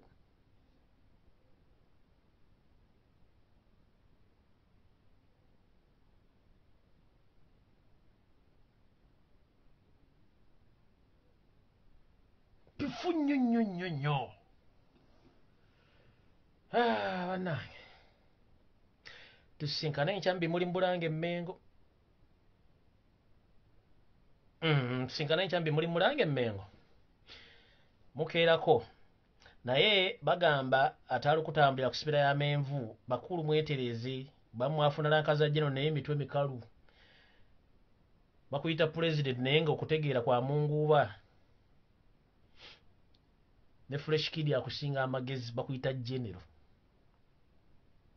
Mwine ekintu kimu kye mmanyi kugula moto kampenkoni mutambula na miggo mentality yente ekyabali mu kwata emiggo nobala. If you want to differentiate these people, don't waste your time. Figures awe balinga nsawo za pambe ziweddemu eziyisemu amazi tezitera ziri bweziti. Awala balina hips abasajja abakulu balina hips. Aba CDF alinga oba mukazi wa musajja I don't know. Tula salimu salalinga ensawo ya pamba.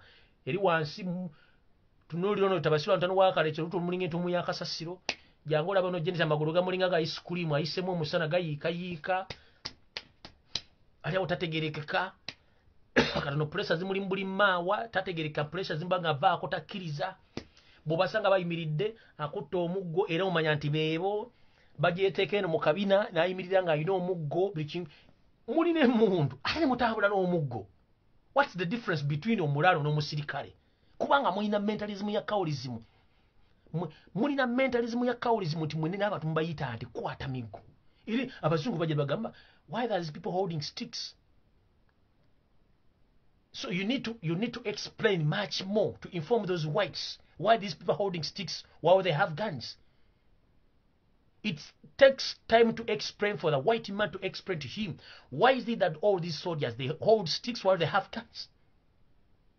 So you need to explain to them that these people they just came into power by luck. They know nothing in management. Nothing. That's why whoever get money agulataka kuteeka konti n'abeereyo n'akubira omulalo ati we n'ogamba kimbweno ente zigamba ki zazadde bye babuuze ebyo nte kukama mate bamanyi bye kutuna muzigo nothing else bawulira ddiri bagenda kusaba sirimu bazikuba bazitwala agulamu nte mu bintu bina Museveni byasusse okuddusa basusse kuddusa nte ekyo kaki bamanyi nte zokka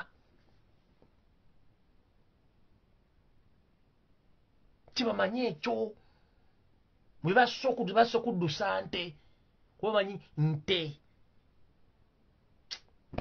so sad kitalo nnyo ekya Selector Devi mukama muwumuze mirembe ne bannaffe abalala batamanyiddwa ku mayitire era tutumanye gye emirambo esatu gy'abaani ffe tutegedde kugwa Selector Devi gwe tukonfaminze so rest in peace Selector Devi we meet again in internal peace because it's just a matter of time the difference is time but whoever behind this assassination and kidnapping all Ugandans you'll pay and time is coming. May God bless Ugandans. Please, very in the morning on Monday, eve of electing all the local councils of Versi Free and all their councillors, please wake up very in the morning. The color is red, umbrella. Whenever you find any candidate of Noop putting on an umbrella, please just tick. Don't hesitate, just tick umbrella. As we wait on Monday, whether Robert Kyagulanyi Ssentamu is going to be free to associate with these people, or we announce another move.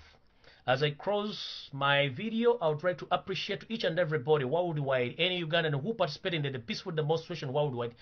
Please, thank you very much. May God bless you.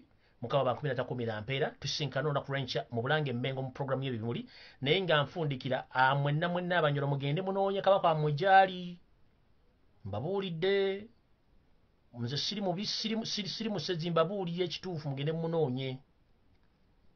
Mukitegedde bambi mweraba mukama bakuume.